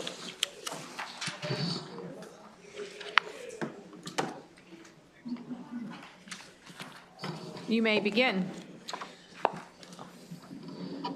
Thank you, Madam Chair, members of the committee. For the record, my name is Delegate Mike Griffith, and I'm requesting a favorable report on HB 609, State Transfer Tax Land Preservation Special Fund Revenue Allocation. HB 609 repeals the requirement that for fiscal years 2026 to 2029, $25 million from the Land Preservation Fund be allocated to the state's general fund. As we know, this was a move done in last year's budget. Under current law, that diversion reduces the funding available for key land preservation programs that are supported through the state transfer tax. This bill ensures that these dedicated revenues remain available for their intended purpose, which is protecting Maryland's natural resources and working lands.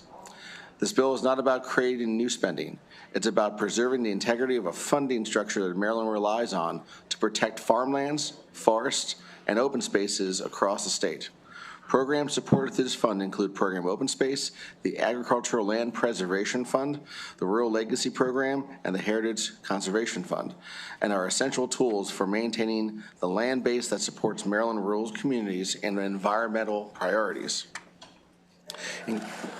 When land preservation funding is reduced, the state's ability to protect agricultural land through easements and acquisitions is weakened. Once farmland is lost, it's rarely recovered. Preserving these lands ensures that Maryland can sustain its agricultural economy, protect family farms, and maintain local food production for future generations. The bill simply ensures that the transfer tax revenues remain available for Maryland's land preservation programs and provides stability needed for long-term conservation planning, including agricultural preservation efforts across the state. In closing, this bill supports farmland preservation, strengthens Maryland's agricultural economy, and protects the long-term value of the Land Preservation Special Fund. For those reasons, I request a favorable report. Thank you, Delegate Griffith. Who would like to go next? I'll go ahead. Members of the committee, my name is Kristen Kirkwood. I'm the Executive Director of Harford Land Trust in Harford County. I'm also the Board Chair of Forever Maryland, and I'm here to express strong support for House Bill 609. Forever Maryland is the statewide coalition representing nearly 30 land trusts and land conservation organizations that work in every region of the state. In addition to Maryland's land trust community, the bill has also been supported by a wide range of organizations that I think bears noting. These are groups ranging from the Farm Bureau to the Sierra Club, which you don't normally see on bills, sportsmen and anglers like Ducks Unlimited, Isaac Walton League, ag groups in addition to the Bureau like Delmarva Chicken Association, also environmental advocates like Chesapeake Bay Fund and Maryland LCV, plus the historic preservation groups such as Preservation Maryland. As you can see, this is a widely supported bill. Land conservation depends on dedicated and reliable funding of Maryland's key land preservation programs. This bill restores the core promise to taxpayers that the revenues collected are committed for the protection of Maryland's great outdoors. Diverting these special funds for general fund purposes without a plan and timeline for paying them back undermines our health, heritage, and our economy. As Delegate Griffith said, it weakens our long-term conservation planning, and it puts time-sensitive opportunities at risk that we will not get back. Forever Maryland and all of the organizations which we represent respectfully urge the committee to issue a favorable report for House Bill 609.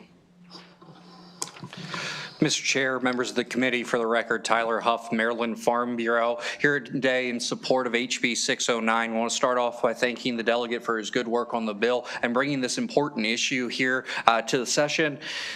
The state transfer tax has played a vital role in sustaining the state's commitment to preservation by providing reliable funding to Program Open Space, the Maryland Agricultural Land Preservation Foundation, and Rural Legacy Program.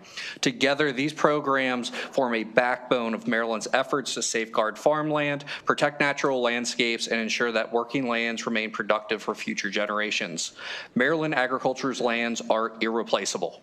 Once farmland is lost, it rarely returns to production, and the consequences extend far beyond acreage. Preserve land, support food security, maintain rural economies, protect wildlife habitat, and enhance water quality across the Chesapeake Bay watershed.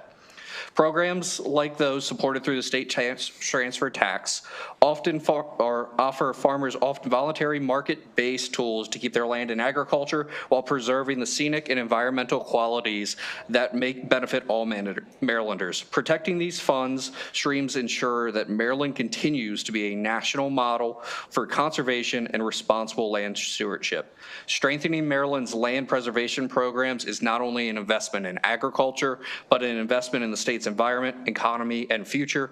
And with that, we urge a favorable report on HB 609. Thank you. Thank you very much. My name is Ann Jones, and today I'm here representing the Baltimore County Land Trust Coalition, which is a coalition of the land trusts that function in Baltimore County. It's been a long afternoon, I know, for everybody. I'm going to be very brief.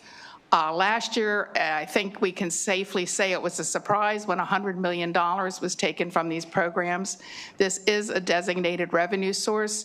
It was done because we know that competing with the very great needs that we have in this state, many of which you listened to this afternoon, is difficult. And so there is a designated source for it.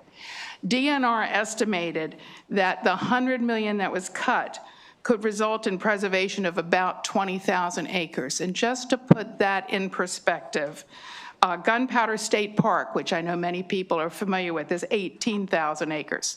So it would be greater, more money was taken than could preserve all of Gunpowder. The Patapsco State Park, 16,000 acres. And of course, the Sandy Point State Park, one of the most popular ones, is only 786 acres. We know it's tough budget times. We know it's difficult to bring additional money back. We just hope that you will be able to find a way to be true to the commitment that is made to residents when they buy a house, that that transfer tax is going for the parks, the open spaces, and the farms that make Maryland, Maryland. Thank you. Any questions? Doug Griffith, thanks for bringing the bill and your advocacy. I do see $25 million hit to our general fund here. I know we'll have some other bills that do much needed sort of expenditures, and I know that there'll be some debate on the floor, but it's nice to count you as an ally on bills that have fiscal notes as we get to the floor later. Yes, sir. Thank you. Appreciate you. Any other questions?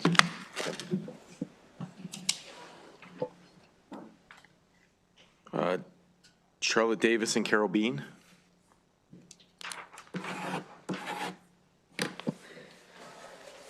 Good afternoon, Mr. Chairman, members of the committee. My name is Charlotte Davis. I'm the Executive Director of the Rural Maryland Council. I also serve as co-chair of Partners for Open Space.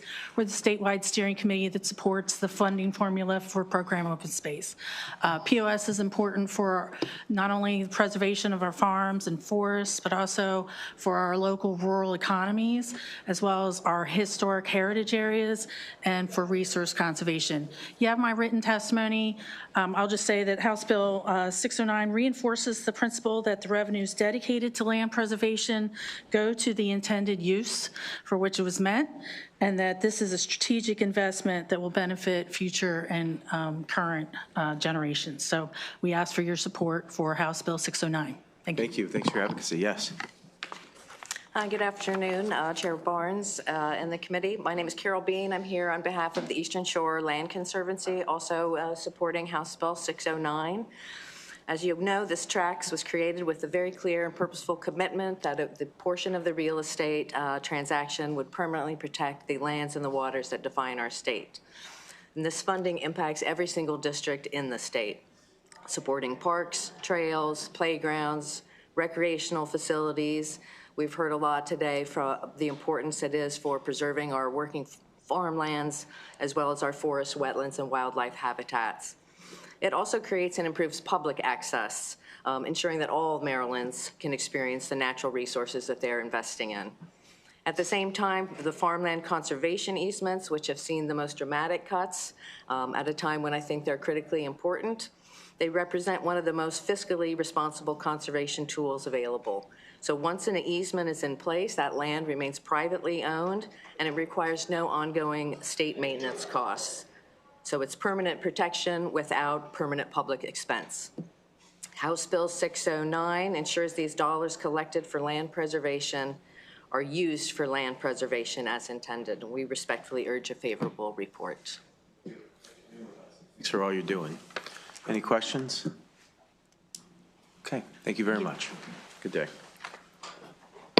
House Bill 1138, Delegate Forbes.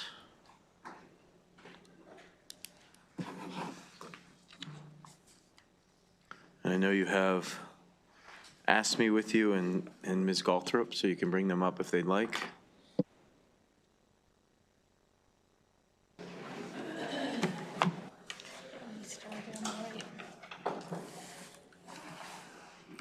Thank you, Mr. Chair, and thank you, members of Appropriations. I'm Delegate Kathy Forbes, and I'm here to present testimony in favor of HB 1138, which is a clarification bill for the cost of living adjustments for the people in our pension system.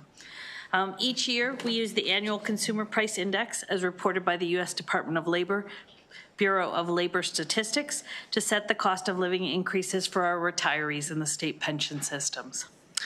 Because of the federal shutdown, the Bureau of Labor Statistics did not publish a CPI number for October. Without this data point, it is not possible to accurately calculate the annual consumer price index for the calendar year that is required to determine our cost of living increases. HB 1138 provides a method to determine an October 2025 index value that would make it possible to determine a cost of living rate for the FY 2027 and 2028. I ask for a favorable report on this bill because it will ensure that the cost of living increases for our state retirees are fair. And if you want to know the calculation, how we got the October number, we're going to take the September number and the November number, divide them, or add them together, and then divide in two and plug that in for our October number. It's a identifiable problem with an identifiable solution. And I'm happy to be here today with Ann Gothrop from the Maryland State Pensions, who is my guiding light in all things. And Ann, you're just here for questions? Mr. Chairman, I did want to add one thing to this. That was exactly what the bill does, but I want the committee to know that when we became aware of this in the fall, we reached out to our actuary right away and said we need a reasonable method to solve this problem. And so they brought to us two methods that we tested. One was the September-November average. The other was to just take an average of the 11 months and use that as the annual CPI average. We tested both of those methods over the last 4 years when we had actual COLAs, and what we found was in every instance, every test we did, both methods came in lower than the actual COLAs, but the method that we ultimately landed on for this legislation was pennies less. It came much closer to what the actual COLAs were for the past years. And because of that, we think without an October COLA, based on our past testing, this is going to get us as close as we can to what the COLA would have been. Thank you. Thank you, Chair, Vice Chair, and members of the committee. My name is Shan. Good afternoon. My name is Shan Richbird. I'm proud to serve as ASME Retirees Chapter 1 President. The men and women I represent spent decades serving the people of Maryland, and they helped make sure our communities were safe, that vulnerable people were cared for, and that our transportation network was functioning properly. In retirement, we need a cost of living living adjustment that keeps pace with the rising cost of living. And at heart, this bill is about fairness, and it provides a reasonable way to determine our next cost of living. So on behalf of ASME Retirees Chapter 1, I respectfully ask you to give retirees what is fair and issue a reasonable report on HB 1138. Thank you. And we will. And this is the emergency bill you've been talking about, correct, Delegate Forbes? It's on the way from the Senate? It passed the Senate today. Good. So we'll be able to collect it, hopefully get it right across the desk. You're going to pass the bill tomorrow or Thursday? in Thursday subcommittee? morning. See if we can get the Senate bill and your bill out Friday if we can. Thank you very much, Okay. Mr. Chair. Thank you. Thank you. Thank you. Thanks.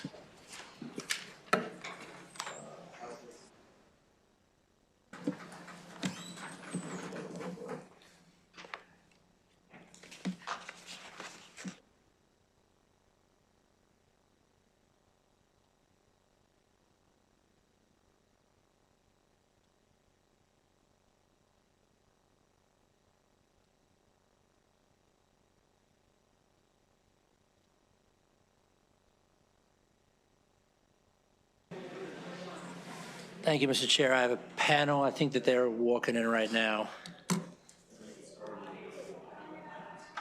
You want me to start? Happy to.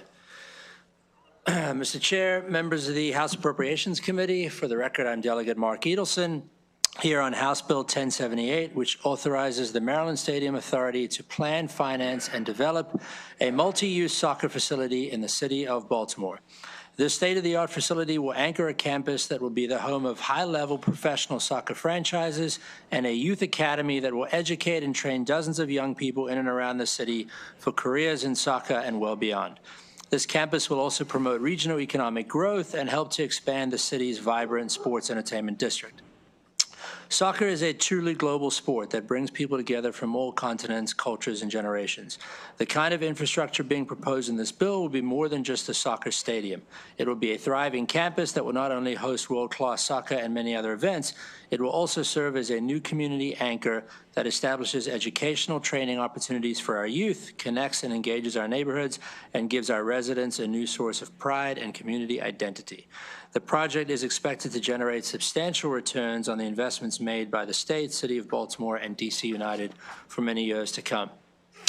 The city and state already have strong grassroots soccer programs that will only be enhanced by the presence of a world-class soccer campus that embraces youth athletic development, provides a pathway to professional soccer, and promotes pathways to a better life.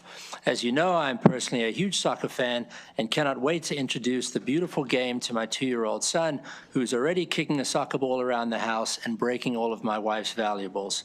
I'm also excited to introduce it to my 15-year-old second son. You may know that the Baltimore metropolitan area is one of the largest, if not the largest, areas in the country that does not have a First Division men or women's professional soccer team. And given the explosion in women's sports around the world, especially soccer, it is vitally important that our community and state begin to substantially increase investments in women's sports. This legislation will go a long way in that regard.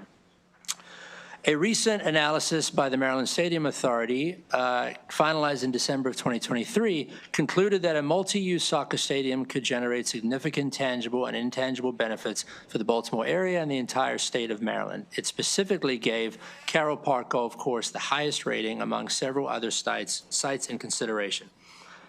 This bill is intended to start a conversation that would look at what that reality could look like and how to creatively finance such a project. This is especially true given the significant national soccer momentum being generated by the 11 U.S. cities hosting FIFA World Cup games this summer. It is my hope that by the time the U.S. and North America compete to host the next FIFA World Cup again, the city of Baltimore can compete to be one of the host cities. I also just want to briefly address some of the valid concerns raised by our educational partners. There is a provision in this bill that would result in sports wagering revenues in the lottery fund being directed to this project in a way that would supersede blueprint funding priority. That was absolutely not the intention, and I can assure all of those concerned that any version of this bill that moves forward will absolutely have that corrected. With that, I will turn it over to my panel, who I think have joined us. Yeah, come on up, panel. Frank? And urge a favorable report. Delegate, you're doing great on 1 hour sleep, so. Thank you, Mr. Chair. Didn't we already build you a squash stadium, though? We did, but this is a whole different sport, as it turns out. Which is squash, soccer, if you had to name one? Soccer is the beautiful game, but squash has had incredible benefits for Baltimore City youth as well. That's a politician answer, but we'll take it. Welcome. Thank you. Go ahead, whoever's up next. You go first. Okay. Thank you, Chair Barnes, Vice Chair Kaiser, and members of the committee. Thank you for the opportunity to speak with you today. My name is Jason Levy, and I'm the co-chairman and CEO of DC United. It's an honor to be in support of HB 1078 here today. Over the past several years, DC United has worked closely with the City of Baltimore, the State of Maryland, and the Stadium Authority to advance a shared vision, building a world-class multi-use soccer campus that will bring professional men's and women's soccer, a full youth academy, and a year-round community programming to Baltimore. This is not simply a stadium project. It's a long-term investment in economic growth, youth development, and community identity. The Maryland Stadium Authority's market and site analysis completed in 2023 made clear that Baltimore is exceptionally well-positioned for this opportunity. Carroll Park Golf Course, in particular, received the highest rating among all potential sites. We understand the cultural significance of this land, and we are committed to working closely with the community to honor that history thoughtfully and respectfully. Baltimore is already a proud sports city, as you know, with a passionate soccer fan base. We know this because tens of thousands of fans have already purchased tickets to see DC United play Inter Miami this coming Saturday at M&T Bank Stadium for Be More United Day. The energy, the turnout, the sense of unity we expect to see will only reaffirm what we already know. Baltimore is ready for professional soccer at the highest levels. This project will generate new jobs, new economic activity, and new pathways for young people across the city. The Youth Academy will provide education, training, mentorship for dozens of young athletes every year, opening doors not only to professional soccer, but to careers well beyond the sport. And with the rapid growth of women's soccer and women's professional sports in the United States and globally, this facility positions Maryland to be a leader in expanding opportunities for women and girls in sports. We are proud to have partners like Carmelo Anthony and Mark Ingram, leaders with deep Baltimore ties and a shared commitment to empowering young people. And we are grateful for the leadership of Mayor Scott, Senator Hayes, Senator Ferguson, Delegate Adelson, and many others who have helped shape this vision. We believe this project will help anchor Maryland as one of the top soccer states in the country, and we are ready to move forward together.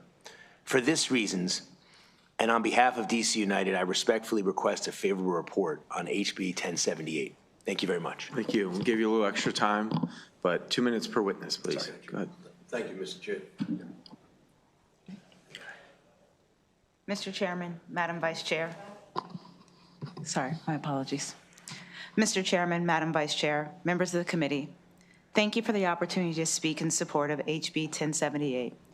As president of DC United, my responsibility is to position our club for the long-term success, and Baltimore is a central part of that future. My name is Danita Johnson, and for the past 5 years, I've served as the president of business operations for DC United in Audi Field. 4 years ago, we began exploring the idea of a multi-use soccer campus in Baltimore. Since then, we've worked closely with Mayor Scott, the state, and the Maryland Stadium Authority to evaluate this opportunity with the seriousness it deserves. The conclusion was consistent. A soccer facility at Carroll Park would deliver a real value to the city, for the state, and the sport. The project gives Baltimore something it has earned: a home for professional men's and women's soccer, a year-round training environment, and a youth academy that creates real pathways for young people. Baltimore has the fan base. We see it every single day as we've been working on this partnership with M&T Stadium and Be More United. We are energized around what is to come here and how we can help grow the game and expand our footprint from a foundation standpoint of what we do in the community and how we continue to grow. We can already see this through tens of thousands of tickets, as Jason mentioned, and what we've seen from the show up from the city for this upcoming Saturday. As president, I'm committed to ensuring DC United is a strong, reliable partner. We will honor the history of Carroll Park and engage the community directly and build a campus that reflects the city and all that it represents. We respectfully ask for a favorable report on HB 1078. Thank you for your time and recognizing what this project can mean for Baltimore.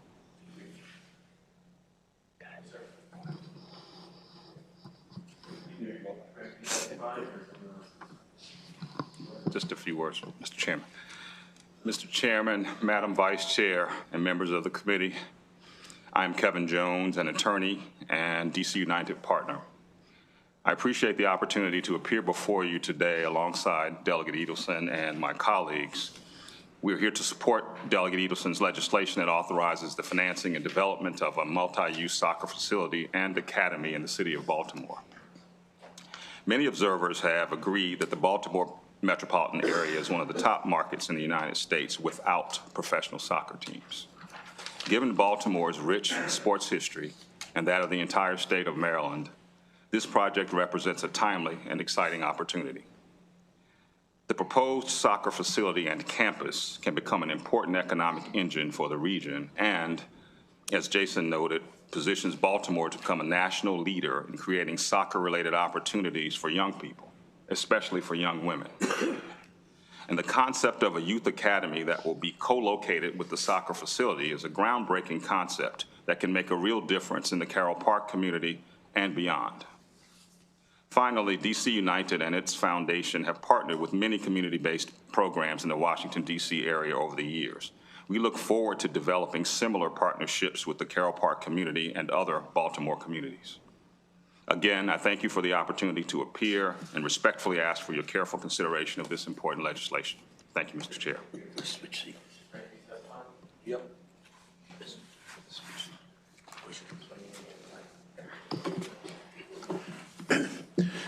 Mr. Chairman, members of the committee, good afternoon. I'm Frank Boston III. I am here today on behalf of DC United, and we absolutely support this bill, support the concept, and have to figure out a way to make it happen.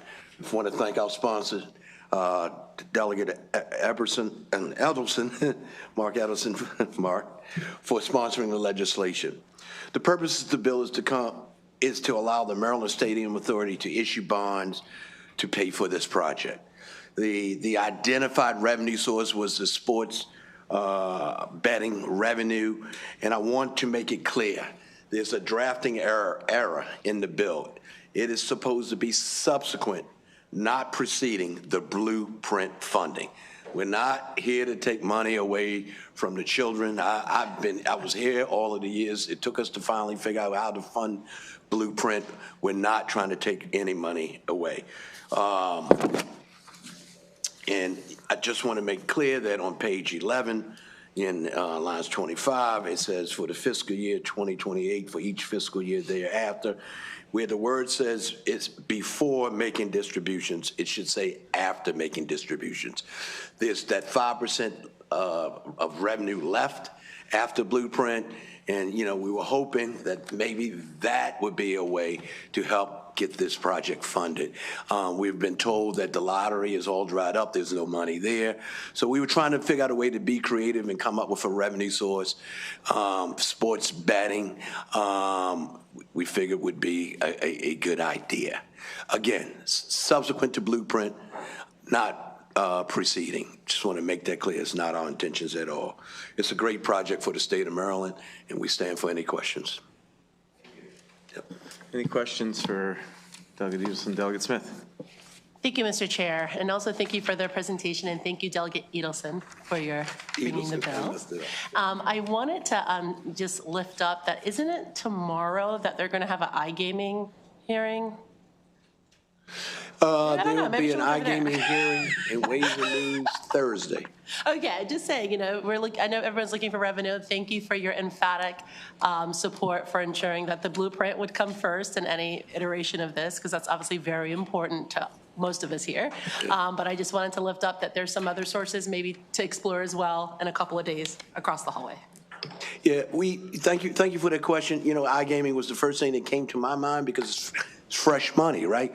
But I didn't want to put the cart before the horse. You know what I mean? It's not here. It's not ready for prime time. It hasn't passed the legislature yet. So I just wanted to come up with an idea. But thank you, Delegate Smith. That's a great idea. And we definitely don't want to put the cart before any blueprint horse. So, yeah. I don't see any other questions. Just want to thank our partners at DC United for being willing to, regardless of what we do with the bill, being willing and out here to invest in Maryland. I think that says a lot about you, so we appreciate that. Thanks, Delegate Edelson. Thank you. We do have another witness in favor. Amanda Vandervoort, are you here? Don't see Amanda, so we'll go to Christine Duncan Evans with BTU, signed up unfavorable.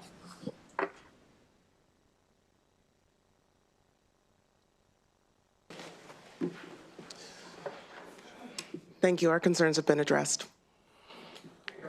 Okay, thank you. I didn't even want to sit down. That concludes the hearing. We'll turn to Delegate Wallach, 1248. And I think you have some folks with you, so come on up.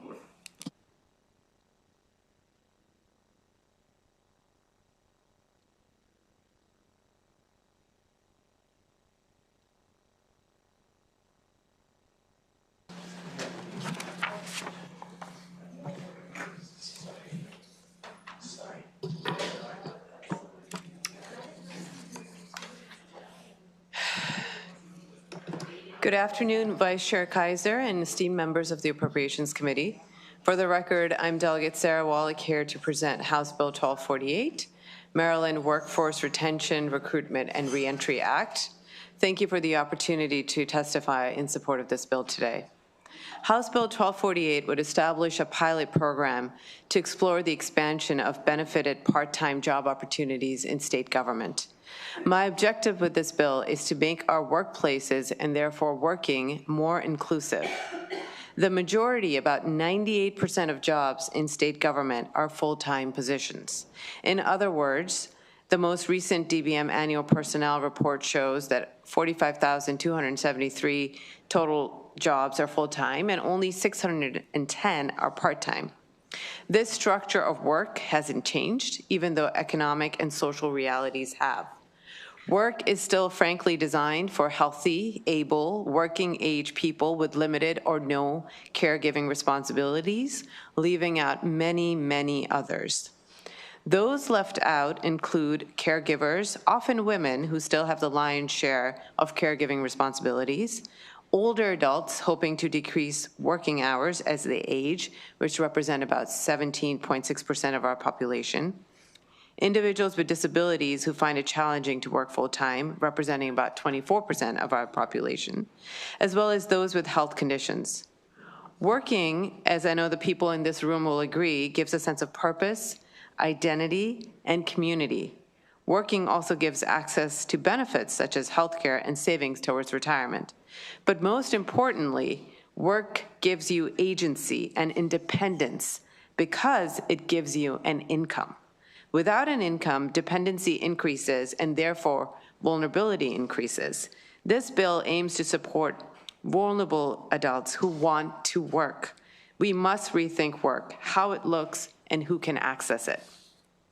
Per the Comptroller's State of the Economy report dating in early 2000s, labor force participation in the state has declined by both men and women, noticeably between the ages of 25 and 44. The decline in labor force participation by women has been more pronounced in Maryland than the rest of the nation.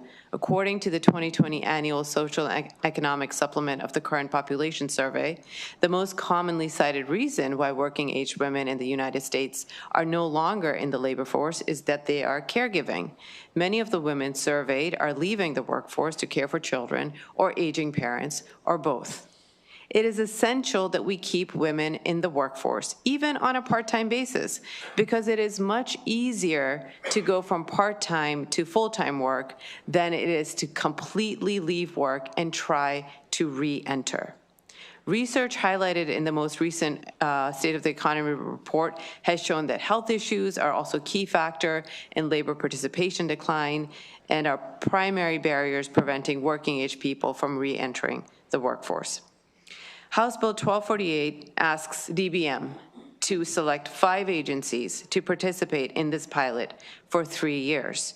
Each participating agency will then review positions as they become available through either retirement, attrition, or otherwise, and determine if any are eligible to be split into 2 part-time positions.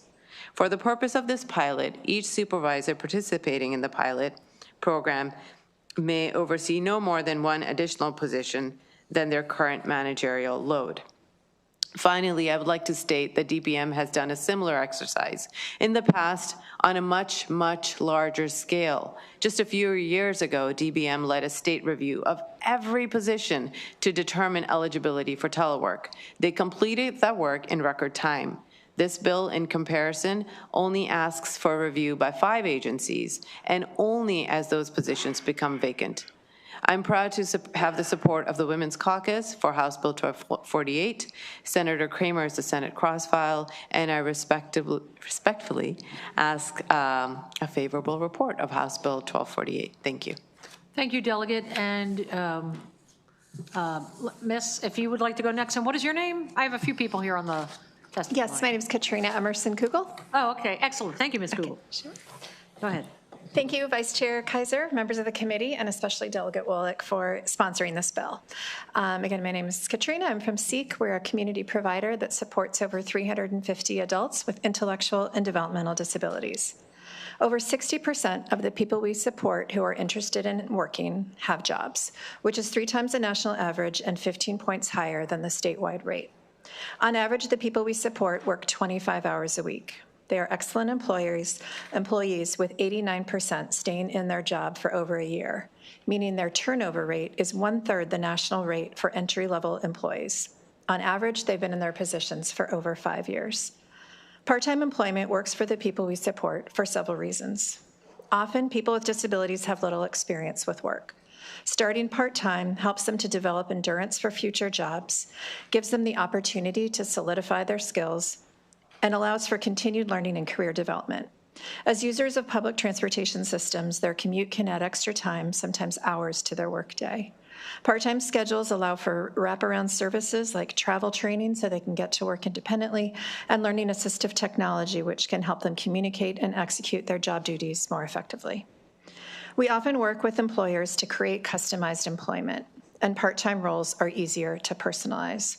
For example, Sarah and Tati work part-time creating the beautiful floral arrangements and holiday decor at Zinnia Restaurant. I recommend a visit to see them in person. Part-time positions like these often lead to full-time employment and a reduced reliance on benefits. Competitive, integrated employment is a critical part of belonging and contributing to one's community. This bill will help create more of these opportunities for people with disabilities. I urge this committee to support this bill. Thank you. Thank you so much, Ms. Kugel. Thank you, Delegate. Any questions for this panel? We have 2 virtual on the panel. Well, I was going to go with those of you up there, and then I have it noted as 2 other people in person and 1 virtual? 2 virtual. Okay. Well, let's just start with the 2 of you, if that's okay? Or you want to save the questions for the... No, you can take questions. Any questions? Well, there you go. All right. So I have 3 names on the list, and I guess some might be virtual, but is Bizu Yilma or Santi Bhagat here? And if you could come up. And please introduce yourself. Thank you. So, okay. Go ahead. Thank you. Okay. Good afternoon, Chair and member of the committee. My name is Bizuna Shilma. I was born and raised in Ethiopia. By choice, I became Canadian. Through marriage, I became American. Today, I am proud to call America home. I have had the privilege of studying in Ethiopia, India, Canada, and United States. Education and ambition was my shape or my plan. But when I became a mother to a child with a special need, everything changed. At times, I feel like I'm standing in a Dead Sea, still heavy and uncertain. My dreams have not yet disappeared, but they have been placed on hold without clear promise of when they will resume. I strongly support House Bill 1248 because it speaks directly to families like mine.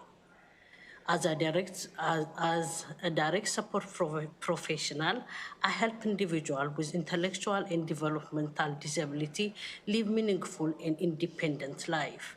But when I return home, I carry another full-time responsibility. Balancing this responsibility with traditional full-time work is extremely difficult. Too often, I feel forced to choose between financial stability and being present for my child. Part-time work offers flexibility, but usually without health insurance, retirement benefit, or retirement policy. For family like mine, health coverage is not optional, it is essential. I also support individuals with disability who want to work. Many cannot maintain rigid full-time hours because of medical or support need.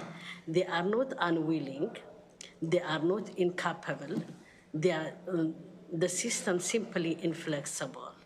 The House Bill 1248 offer practical and compassionate solution, convert some full-time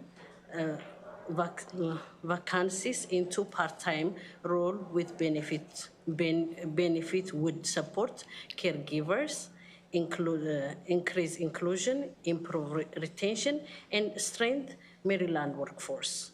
I am not unable to Thank you. work. Can you give us just your last sentence? The last sentence is, that's it. Thank you, and thank you for your time. All right, thank you so much. Members, any questions? All right, thank you both. Appreciate you both coming in today. All right, we have two more people who are joining us virtually, Santi Bhagat and Monica Schaefer. We'll wait for them to come up.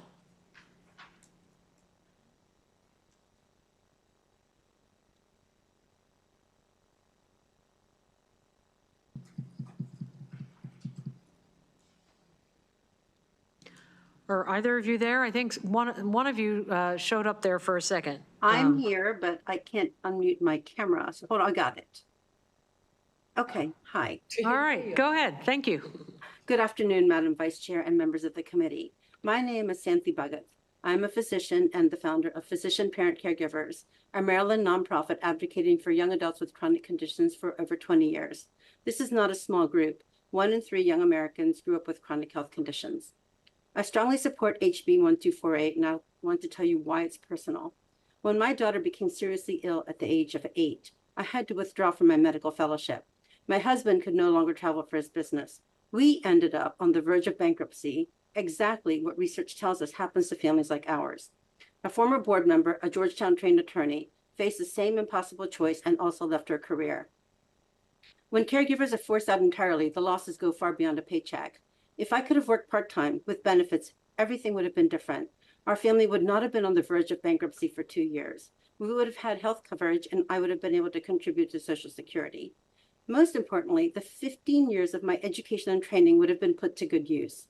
This would have helped my mental and social health, and I would have role modeled to my children how mothers can work and balance the family. And that is exactly what our young adults need too. My daughter is now in her 30s and still cannot commit to full-time work because of her chronic condition. We have ambassadors in our organization facing the same wall. One is a trained accountant on disability with skills our government could use. Another had to leave her job entirely and is now pursuing an executive MBA at Yale. These are not people who lack drive or talent. They lack an on-ramp. House Bill 1248 builds that on-ramp for caregivers, for young adults with chronic conditions, for Maryland's economy. Millennials and Gen Z are the 2 largest generations, and they currently comprise over half of our workforce. Governor Moore pledged to leave no one behind, and this bill can address that. I urge a favorable report. Thank you. Thank you so much. Ms. Schaefer?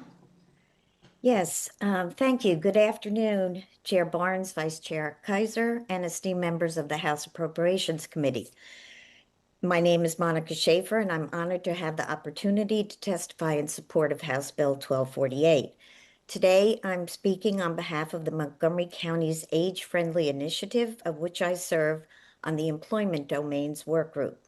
As a research health psychologist and gerontologist, consulting now for the globally recognized Age-Friendly Institute, I am keenly interested and involved in how individuals and organizations can thrive in the 21st century longevity economy.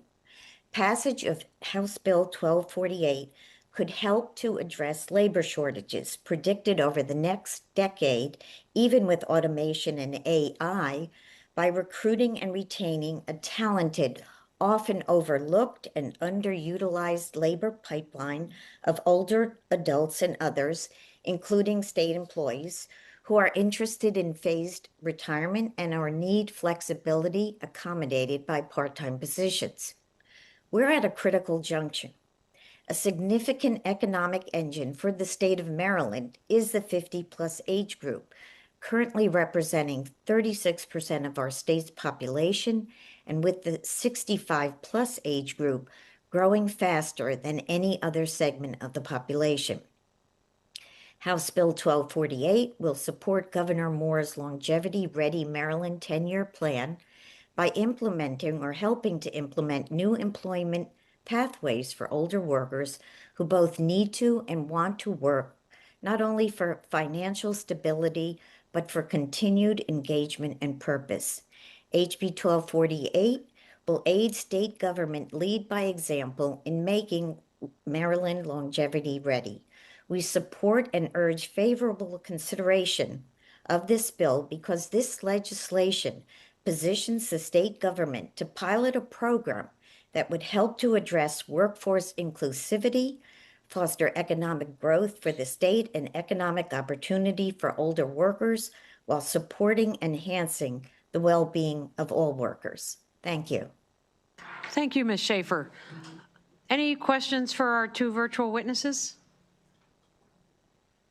All right, seeing none, thank you both for joining us today. Really appreciate your advocacy. Members, that's the end of House Bill 1248, and I believe the end of the hearing for today. Thank you. Thank you all.